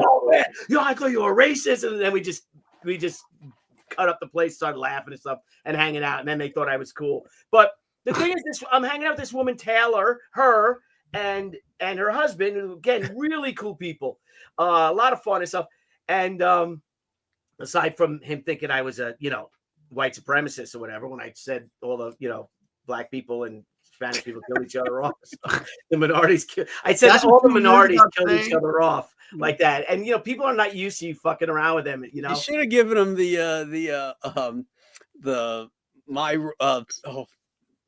what's the romance movie? Where he talks about the origin of the blacks and and the Italian. True Romance. True Romance. God. That's the Yeah, truth. Oh, right. Oh my God. Christopher yeah, That's that all was I needed. Dennis Hopper. Dennis Hopper. Yeah, That's all I needed. I told her real quick saying that, they all killed each other off. And he was like, and he's not a big dude either. It's like my size skinny guy. I'm like, dude, I'm just fucking with you, man. Kidding, man. He's like, oh, and it was like, but that woman was Taylor Dane. No way. Yeah, and Taylor Come Dane. into my heart. Yeah, Tell me I'm the Dane. only one. But Taylor Dane. Wow. So Yeah. I'm friends with his children, but Dee Snider lived near me on Long Island. Dude, Right? he's And awesome he was always too. up, and I had a Mustang. And you'd race up and down. He had this badass, probably a Boss, 1969 Boss Mustang. And we had a race, and it blew past me, right? Deer Park Avenue is this drag strip that everybody would go on. Burger King, all the stores are there. Did you tell him you weren't going to take it? No, he's in his Anymore. car. So he blows me away. This Anymore. thing was a beast. This car was a beast that he had. And I thought I had a pretty fast Mustang, He blew me away, and I finally catch up to the light like this. He's like this, like so. But she, before she got famous, she was a singer. She lived a few blocks away from me in my town. So it was known that Taylor Dane, when she lived in North Babylon. I could have had a whole conversation with her about my town. Was she That's from crazy. Long Island originally? I don't know if she's from Long Island originally. Maybe one of our wrenches, if Marcus or Zayd or somebody could find it, if you guys don't mind looking. But she lived in North Babylon, in my town Dude, lived in North Babylon, couldn't afford to live in Babylon. 1989, 90. Love will bring you back. Dude.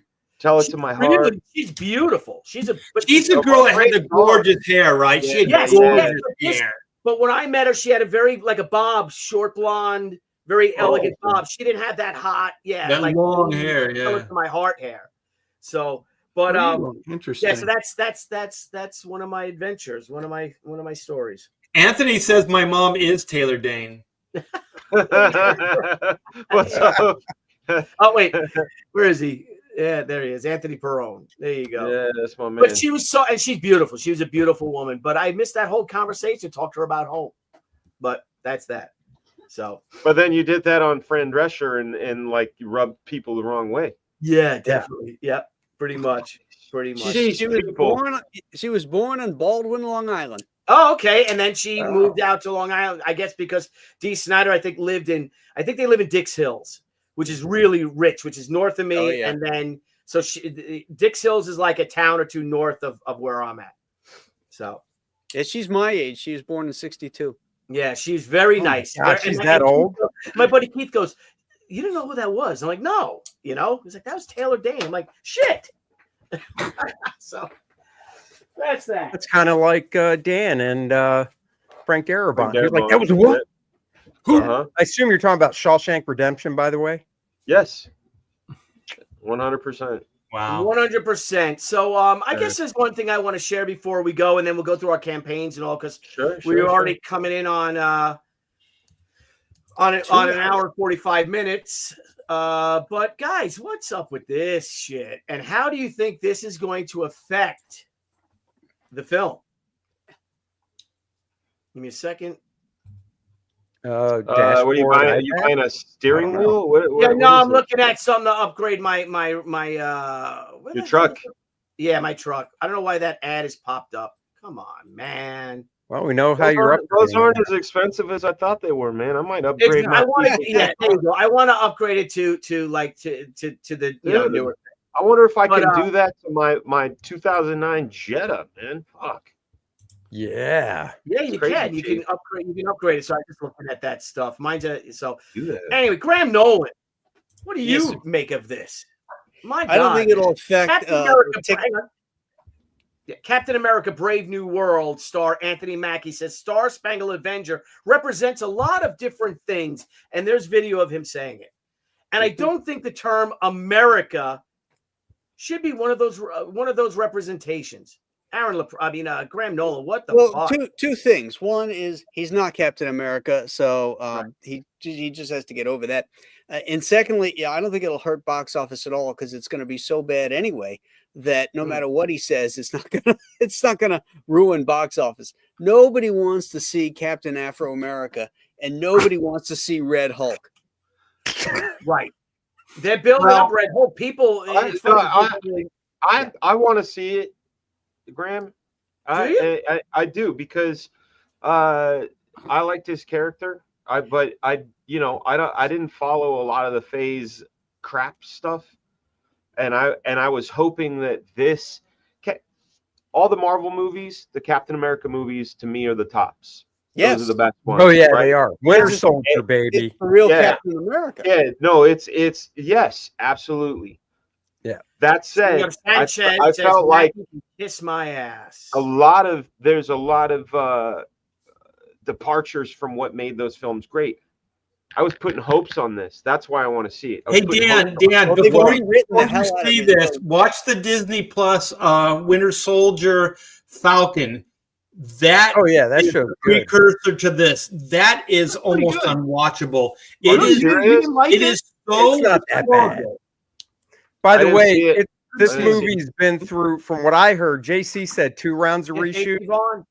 I've heard this movie's been through 4 rounds of reshoot. Yeah. It keeps trending terribly in every time they do a showing, it just trends terribly. Man. I don't understand what is wrong with Feige used to be pretty good at putting these things together, but nobody wants to see Sam Wilson as Captain America except Dan.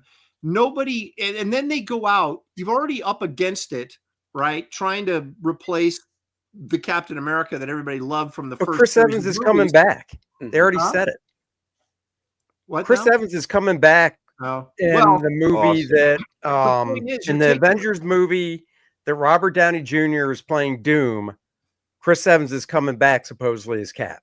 Well, we'll That's see. weird. And I don't like that casting of Robert Downey Jr. as Dr. Doom. I think he's already been a major player. Why you can't switch him to a different character in the same universe? It makes it very weird. But unless they're tying it into a story arc, maybe. Right. Well, also they had to scramble when all that Jonathan Major stuff went down. Right. They put all that money into Kang, and then that shit fucking imploded. Oh, the yeah.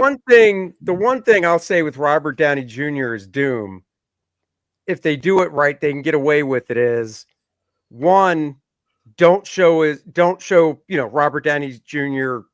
Without the mask on much at all. Two, when they do, he'll be totally shaved.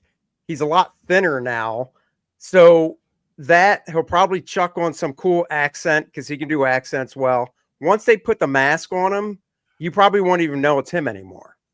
No, Yeah, that's but you know true. how these movies are. None of these actors want masks on. That's why all these characters have their masks off half the damn movies. Yeah. Right. They want their right. faces Well, seen. for Doom, they have to. So What I don't the point I was trying to make though, real quickly, is that I'm just shocked, and you can take this back to Snow White and the Little Mermaid remake, all this stuff, that how freaking tone deaf these idiot actors are.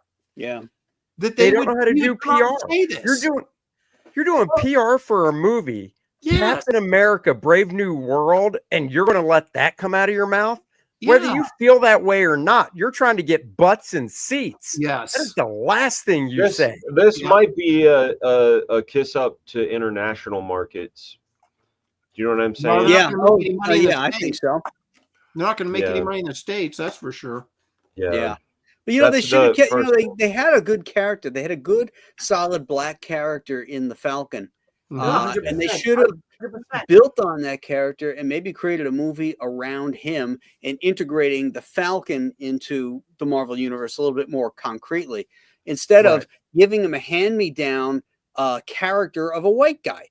Now he has, as his black guy, he's got to try and match up to this legendary super soldier character, and he doesn't have any of the juice.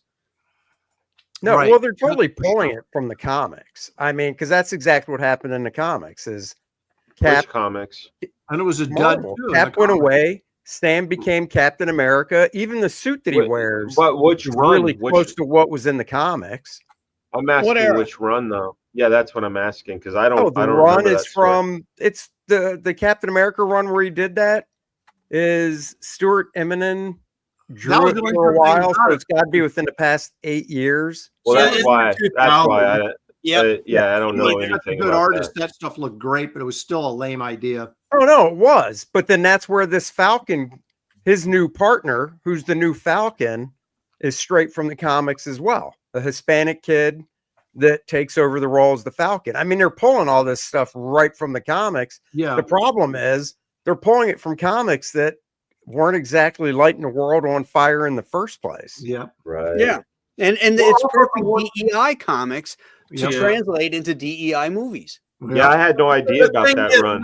None of that works. I mean, race swap it, whatever.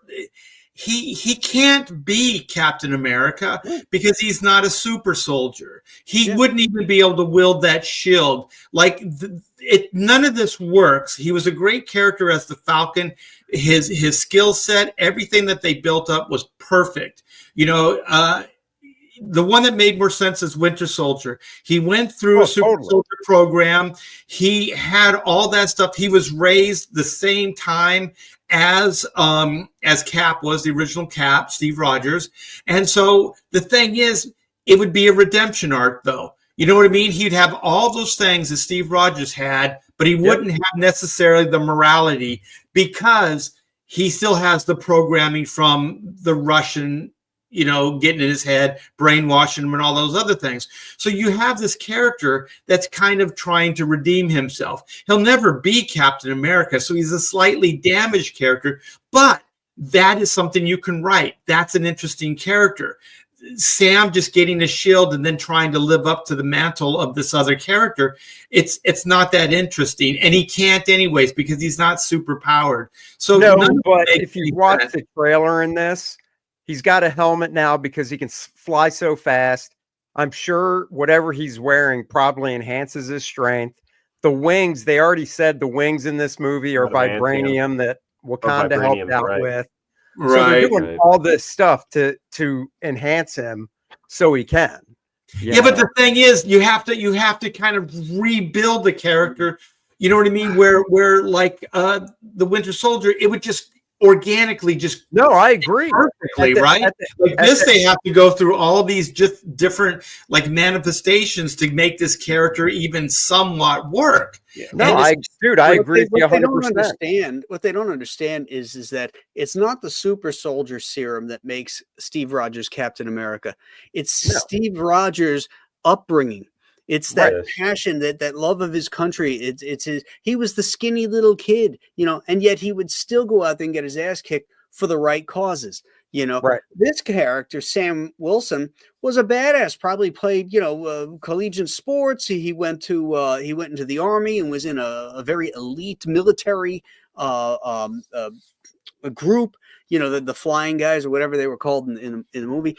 So he doesn't have that same background as a young boy growing up in the Depression and in World War II who just had this great moral code. That's the thing that made Cap who he is. When you saw him jump on the hand grenade when everybody else ran away, Yeah. that was an incredible moment about the character of that man.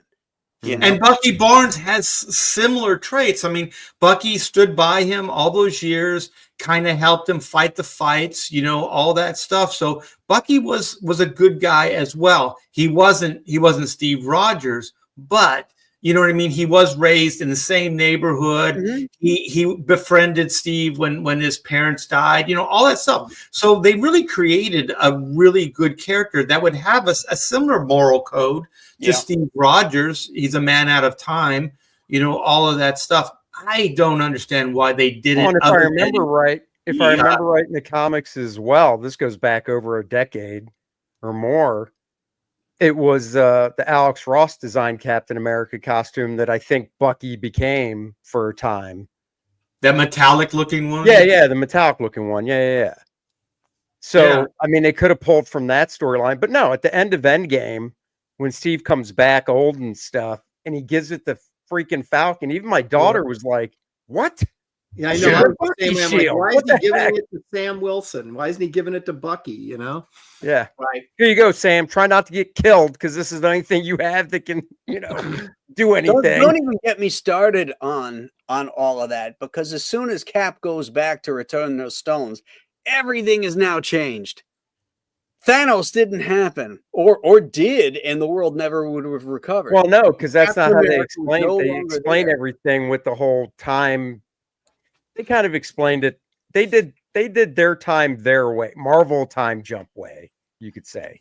Yeah, poorly.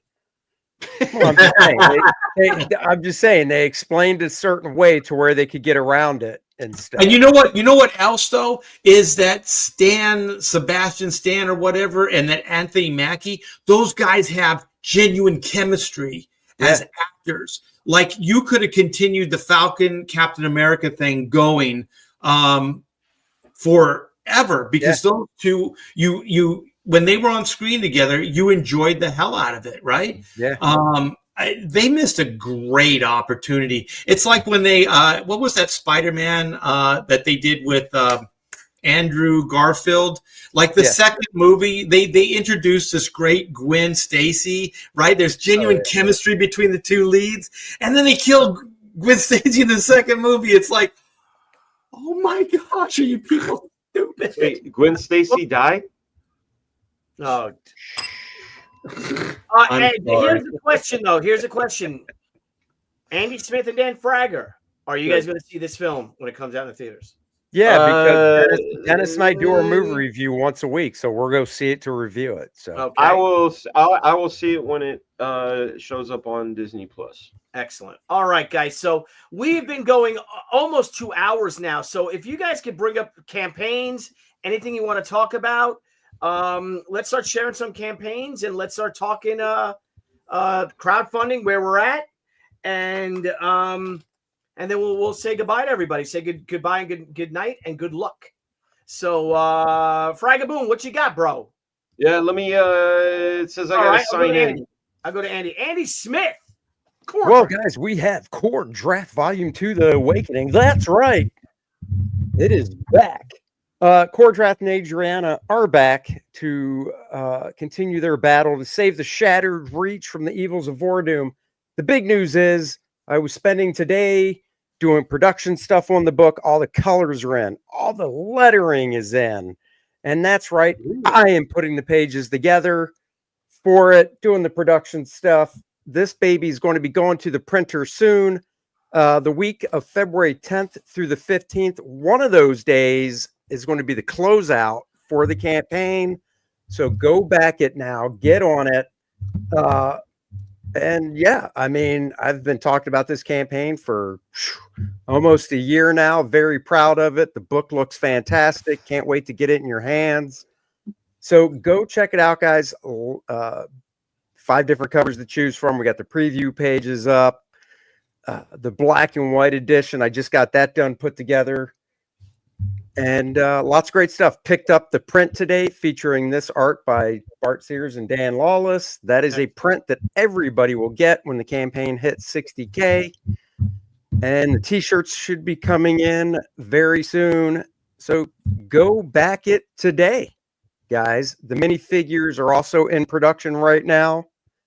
And I should be getting those this weekend. So there you go. Gotta show those off. You gotta show those off, man. Those look badass. They're Yeah, sexy. those would be cool. So yeah, guys, go back it today. And Great, let's buddy. go. Looks great. And in Thank regards to those figures, man, for role-playing games, you got a 2-inch, you got a 3-inch, you got a 5-inch, and everyone can tell you 10 inches is better than none. So No, get it. man, true.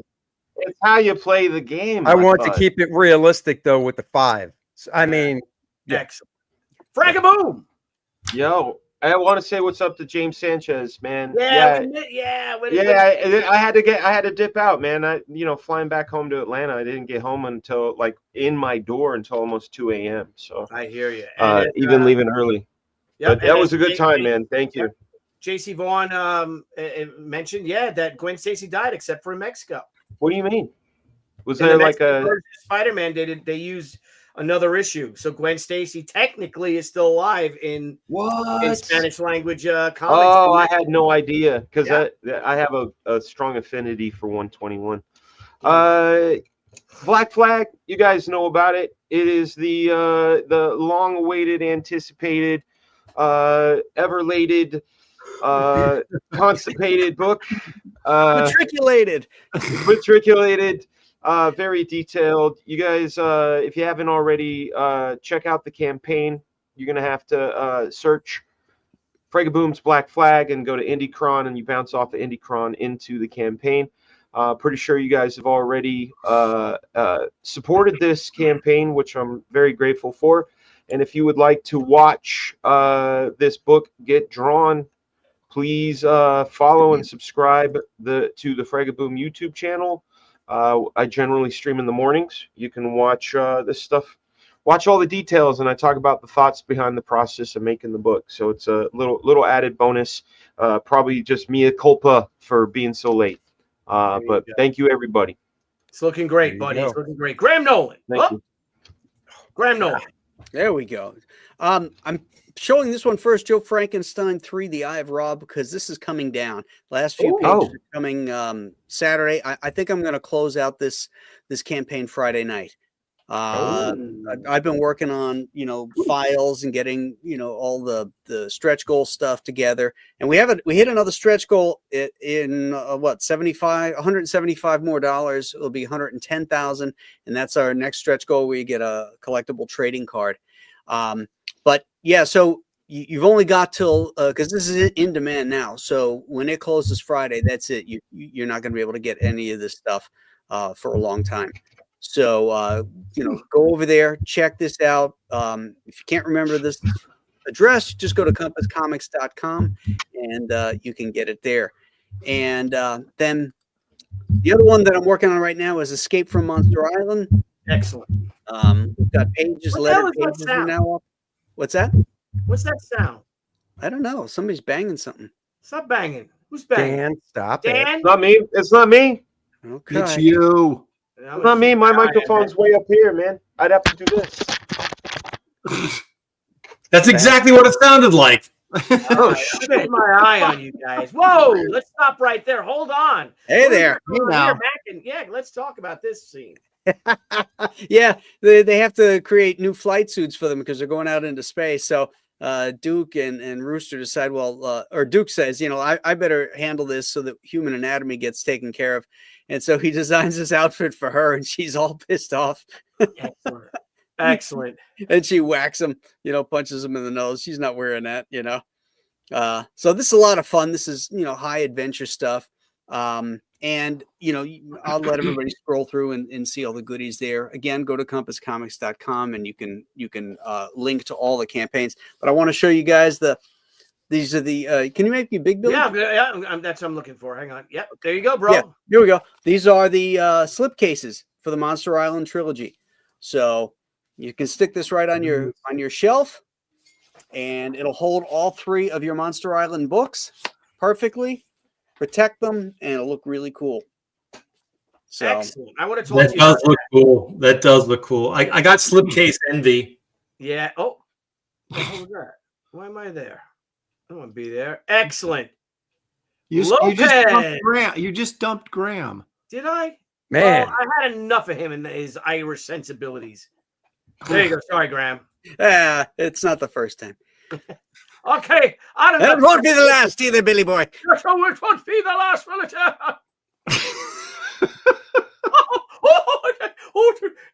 They're always after me, Lucky Charms. Oh, they're magically delicious. Just like Wraith of God, it's magically delicious. This is the 3rd graphic novel in a series. You say this is me third? This is my third graphic novel, Roddy.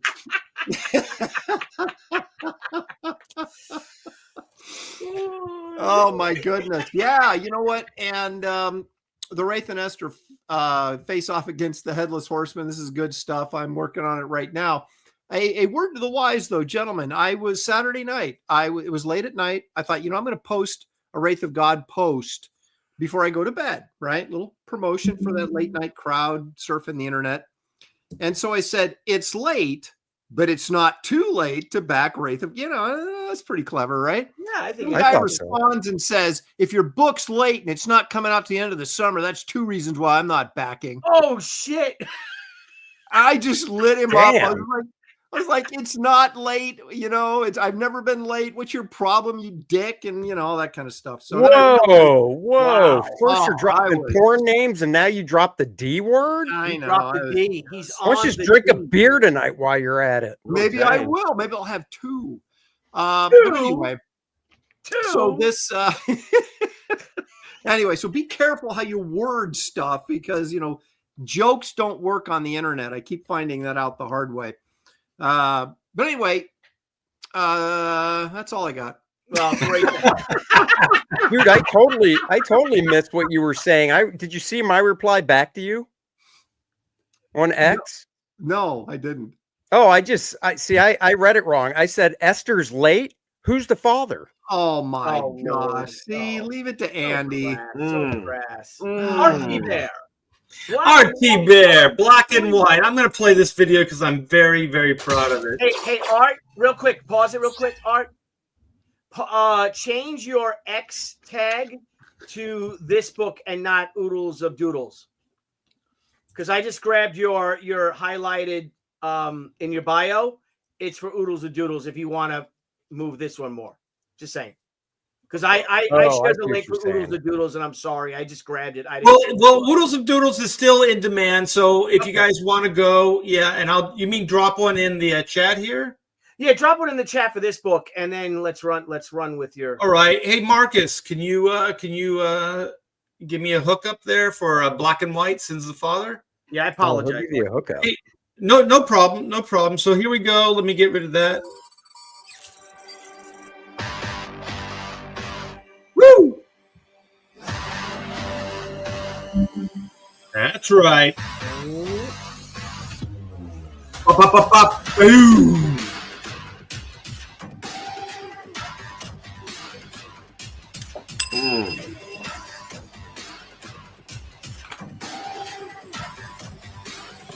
Up.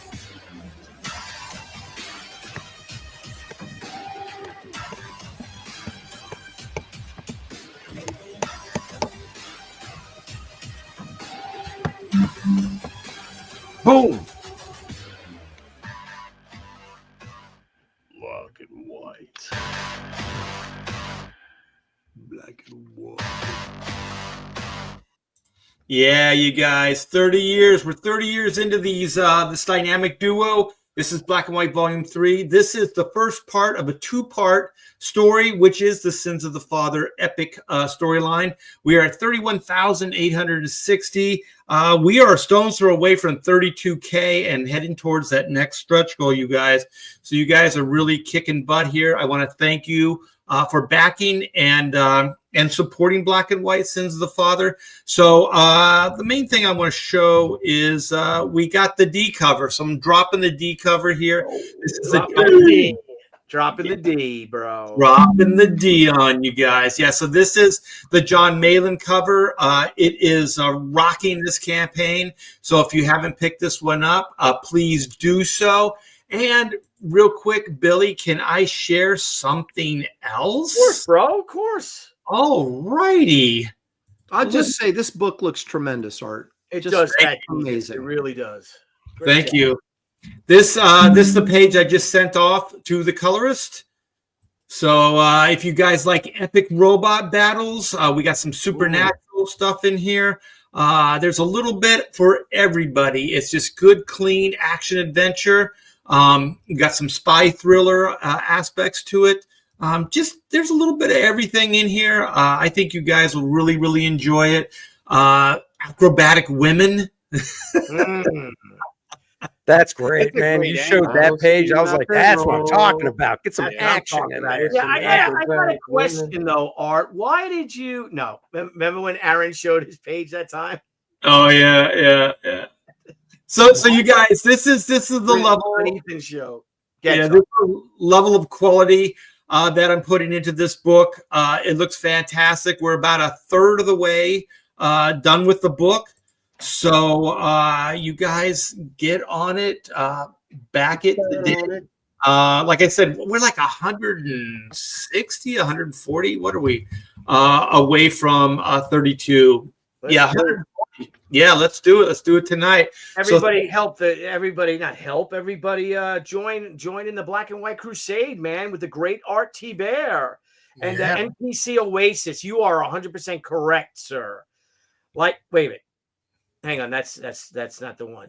But that's still a good one. But it says, seriously, you guys are sitting on multiple billions of dollars worth of content. I agree. Yeah. The only thing we're missing is the billions. Yeah, right. That's right. We have our. I mean, I'll take But everything millions. else. I'm not, Hey, Billy, share my screen real quick. All right, hang on, Gabe. Andy. Sorry, hang on. Oh, What? you son of a bitch.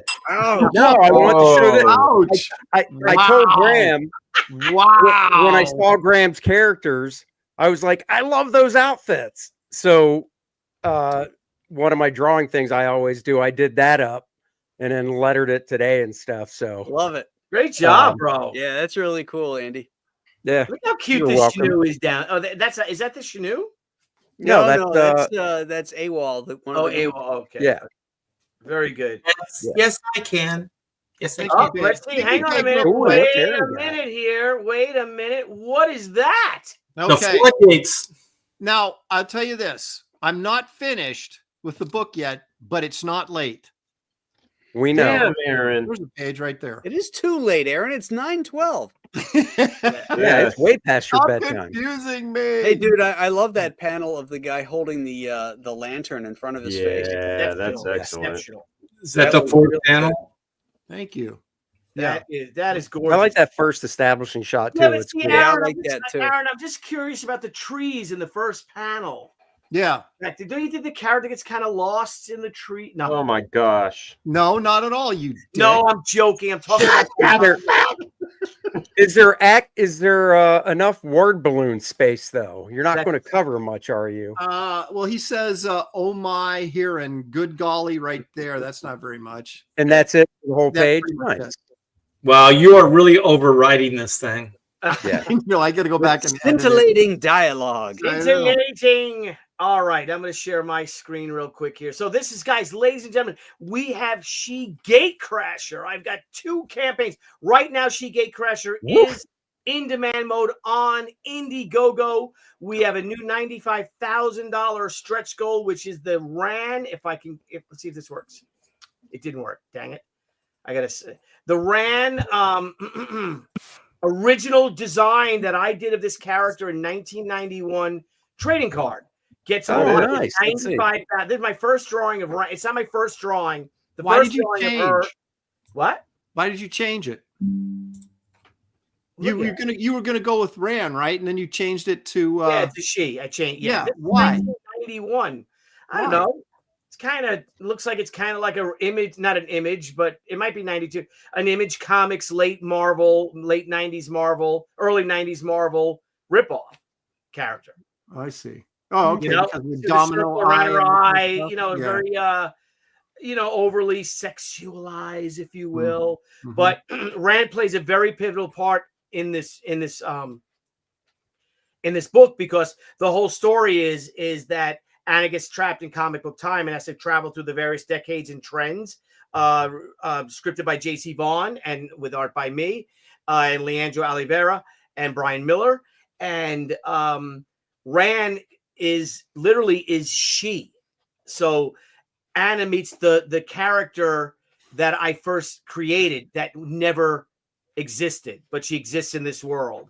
And you got to find out is exactly why did Rand bring Anna Ishikawa to that world, to that world, right? And then I'm going to go to our Kickstarter, if you guys don't mind, real quick. Hang on, give me 2 seconds. Give me 2 shakes of a donkey's tail, and I'll have it for you. Here we go, Kickstarter. We are also on Kickstarter. We have 16 days left. We just went up. Jiminy Crickets, did you just see that? Nice. Andy Smith, you missed it. We are now over $75,000 on Kickstarter. We are approaching $170,000 total on this campaign. We're approaching 1,000 backers on Kickstarter. How crazy is this? This campaign has been going for 12 days, right? 12 days.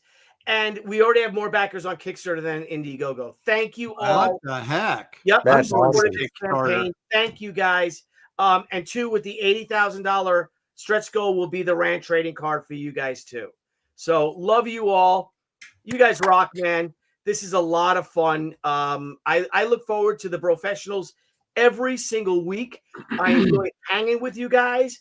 I miss you when you're not around. I embrace you when I see you.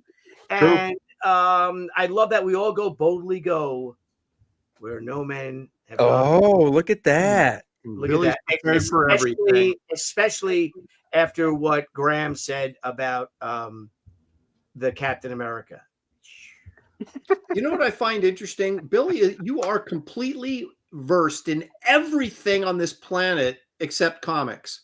Yeah. I don't understand it. I know. I have like so much cool shit. And I mean, except for comic books. No, He knows you're everything. not falling into That's that so much trap. cool shit. You're not falling into that trap with Billy. He's the first guy that'll tell you, what, some fucking X-Men character's middle name is. Well, it depends. Now, the reason why I know those things is because if I was outta here. an idea, then I would learn everything. Like, do you guys know? See, the thing was, guys, come on. Hey, do you know that like Hal Jordan's ring is not the ring that what's his name? Noren Red? Evan Sir. Amon Sir did not give him. Noren Rad. I know Norman Rad. That time the Silver Surfer gave the Green Lantern his ring. Do you remember that? That's amazing. That would be awesome. They went out, they surfed, and then he gave him a ring, like a friendship ring. Yeah, Then they exactly. scored touchdowns at the basketball game. Well, there Tell us was a where the crossover. ring came from. then. Anywho, thank you.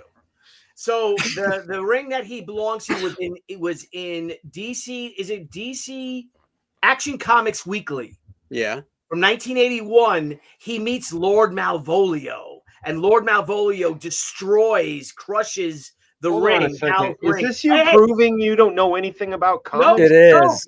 bro, I'm telling you the story. This is true. And Lord Malvolio looks like Alan Scott, but bigger, a big version of Alan Scott. And then Hal Jordan defeated Lord Malvolio and took Lord Malvolio's ring. So the ring that Hal Jordan wields is Lord Malvolio's. Wow. No, but wait, Billy, who's Alan Scott? Alan Scott is the original Green Lantern. Oh, doesn't know anything about comics. Created by He showed me. Yeah, he showed everybody with that created one. by, And his Marty sidekick was Nodell in Baby Dickles. 1941. Oh, look at Dan. Now, wait a minute, Anthony Perrone. My God, disavow. Oh, come on. That Oh shit! Yeah, so you guys don't know shit about fucking. I like what headless bourgeois. What is it? Bourgeoisie says DC and Marvel should pay Billy to reboot their universe. Their universes, yeah. Yeah, they should. Let me tell you, I'd start with one and dones. That's what I'd start with for a year. One and dones. I'd All right, start by erasing everything Quesada did. Yeah, exactly. Well, he would have Norton Rad give the Green Lantern his ring. Art, mind you. Stop it, Art. Norrin Rad would crash I think land it's a better idea. onto the planet and send the board out to find the next host that could take the board from him. Harry Potter, why not? I got to do this real quick. And he lives under the stairs. I have to do this just real quick, so just bear with me, but Do it, buddy. keep talking, guys. Keep destroying me. Go ahead. Well, Jack says it sounds. Hey, Billy, why don't you just cry like Selena Gomez? Yeah. What are you, Jimmy Kimmel? What is Yeah, what are you, Jimmy Kimmel? Don't cry so hard, Billy. I'm sure Kamala can win the next election. Oh shit! He just needs to try harder this time. That's right. Oh, that was Neil Adams said that to me after Hillary. Oh, the music's still going on. So after Hillary Clinton lost, I was doing a store signing down in Orlando with Neil Adams, and we're in the car, and my son Matthew's sitting with me. And now Matthew voted for Trump for the first time, his first time voting. He voted for Trump. So we're a family of Republicans, conservatives, Sure. if you will, constitutional conservatives. And Neil Adams is sitting in the car, and Marilyn's sitting next to Matthew. Matthew's in the middle. I'm in the back seat. Neil's in the front seat with the promoter of the show, and the promoter's a Republican. And Neil's like, you know what, Billy? I gotta tell you, we let her down. We have to do better for her. We don't deserve her. It's our fault that's Oh my God. that orange. What about so-and-so is in the White House? It's going to destroy this country. You think that it's going to be 4 years? America's not even going to be around for 4 years. And Matthew turns around and looks at me, and I'm like, and the promoter's looking in the mirror at me like this, and I'm like, and Marilyn's like looking at the window, like she's heard this a million times. He was going on a tirade, and I'm like, oh my God, I don't know, Neil, I don't know about that. I just want to get to my signing, like that. Yep. Holy shit. What's this Oh. we let her down? Yeah, exactly. What do you mean we, Kimosabi? Yeah. You got a frog in your let her pocket? down. Yeah. Anyway, so I guess what, Fragaboom, you got the show next week? Do I? Yes, you do. Is it going to be a good one? I don't know. No I don't know, homework, right? Fraga. I don't know. You and I know. can come up with something over the weekend, Dan. Yeah, we can while do you're it. here. There we go. Oh, There you let's go. hang on, Danny boy. Flag. Let's Little sniper post-it. nice. Yeah. And that's going to be a panel actually in the book.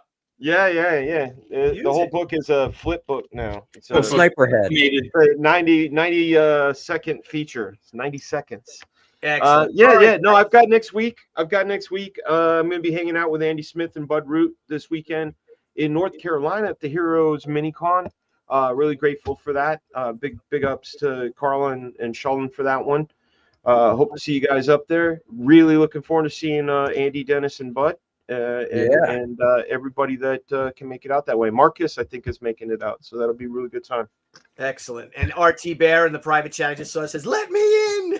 Mm. I didn't see you. Because sometimes you don't see people. Anyway, guys, what a great show. Good times, right? You know it. Good times, always good times. And I guess it's time to go.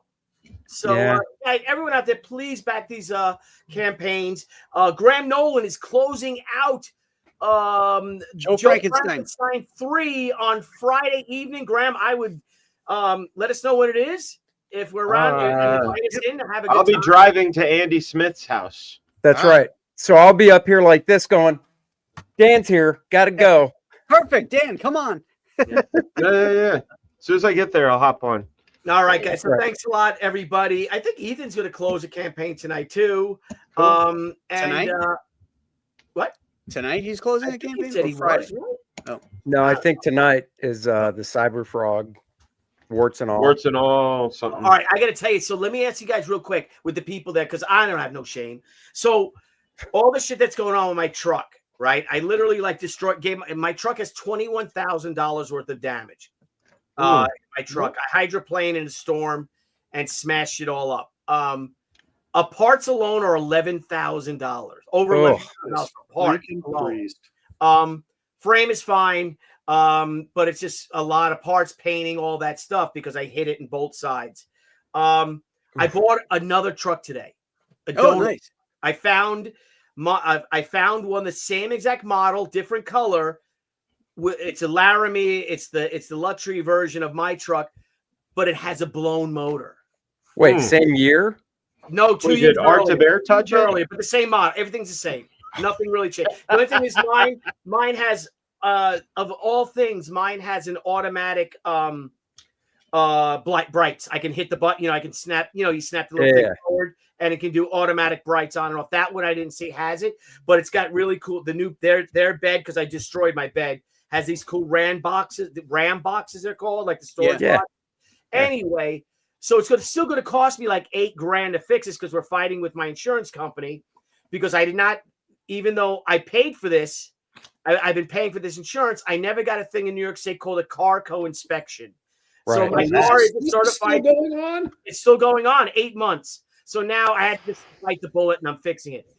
I have to raise $8,000. What do you guys think? And the chat out there real quick. And again, I'm going to tell you what it is. I'm thinking about doing a special auction of original art, cool things like that. And kind of like a Fix Billy's truck auction.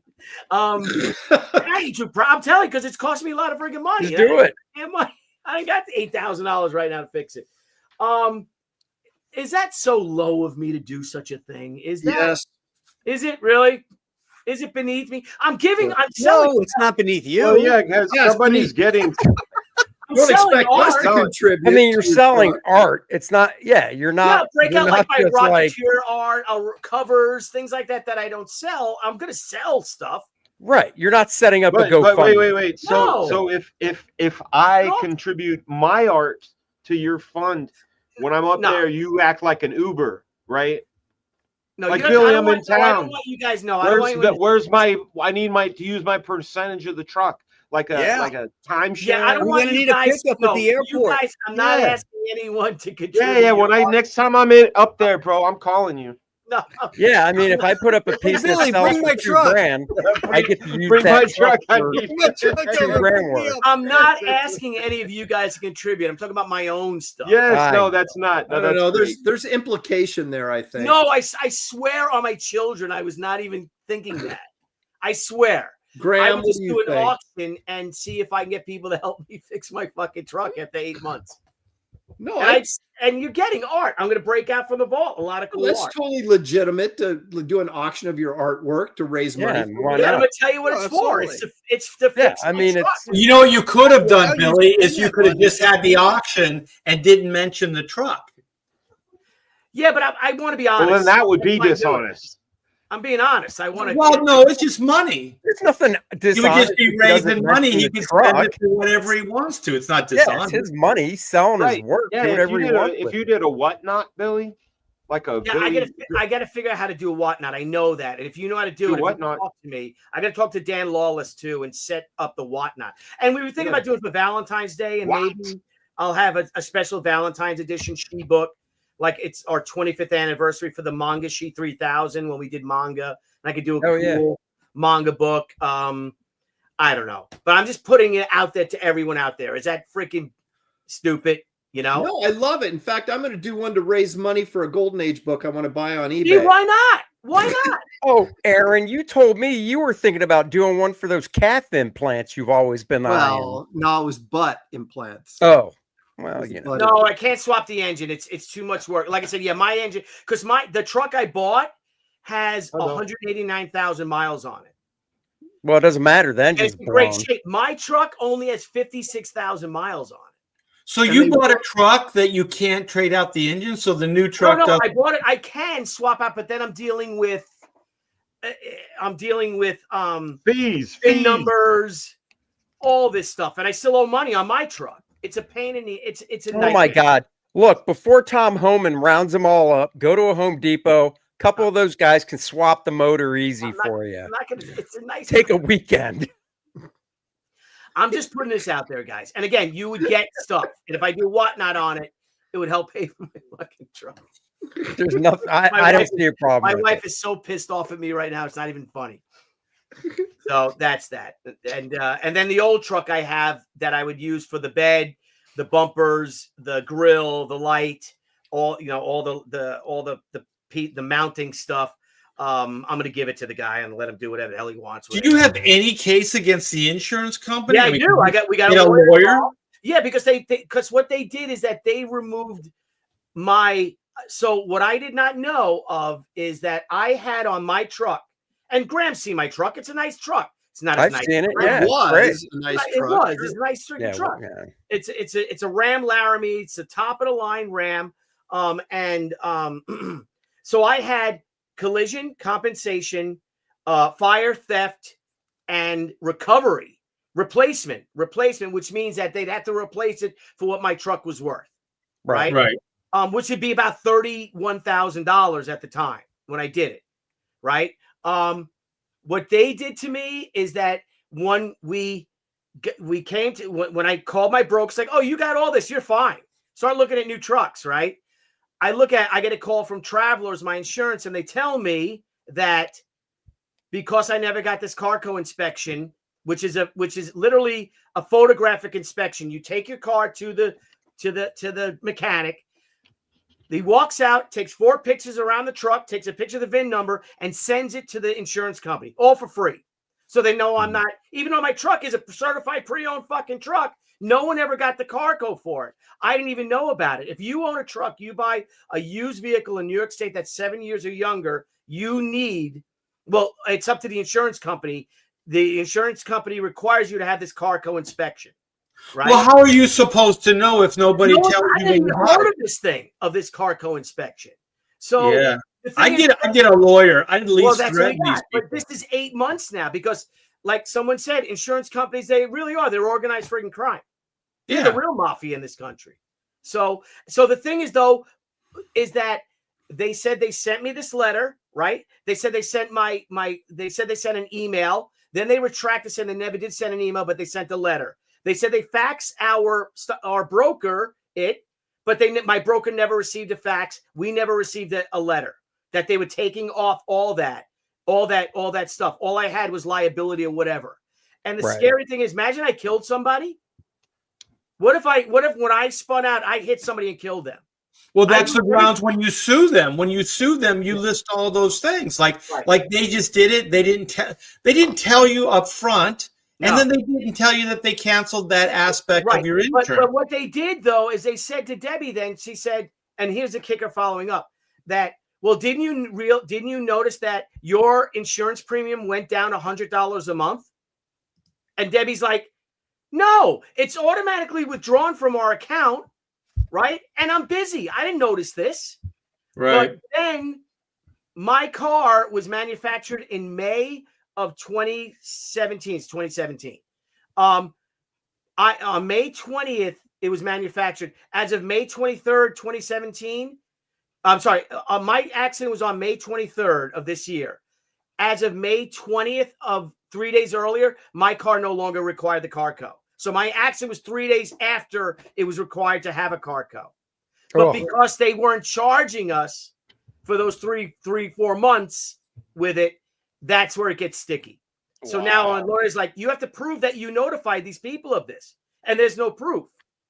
So now, but I've been sitting here for 8 months. We're putting a lot of mileage on my son Matthew's car that I'm driving around, and my wife's car, which is a lease that we're all, with mileage of the lease. So I had to step up. Like, I just got to fix his car.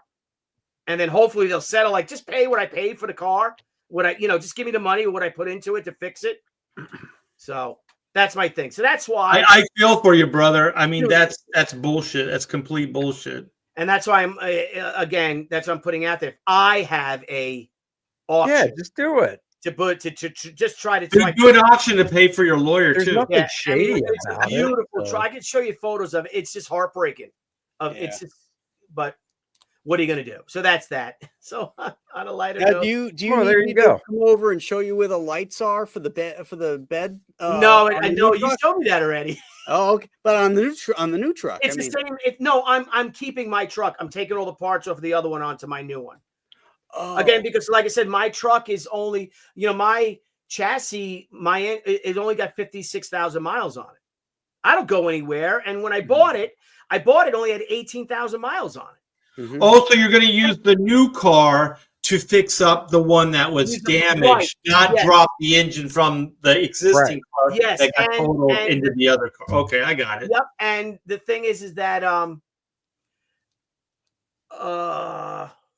Your frame wasn't messed up, was it? nope, there's a slight bend in the frame. It only costs $400 to where the Yeah. bumper is. It's in the back. It's not going to affect anything. He Oh, said I thought anything you to just do I it. thought you said your brain wasn't messed up. No, was it? You were frame. Billy, this whole thing sounds shady to me. I don't know. We should get out of here before the fans turn on you. Yeah. Well, Yeah. That's Aaron's way of saying I need to go make dinner. Yeah, that's all right, exactly guys. what Thank you, everyone, for joining us tonight.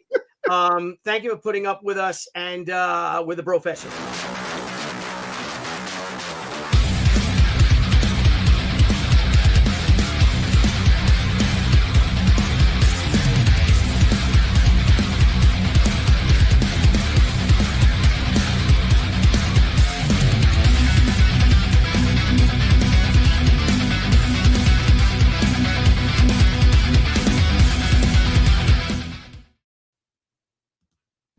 Hey everyone, thank you for joining us on Pop XP. If you haven't already, make sure to click that subscribe button and also click the bell for notifications when we go live and we upload some awesome new content.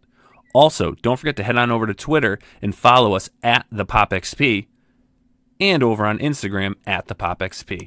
Thanks again everyone, and we'll see you soon.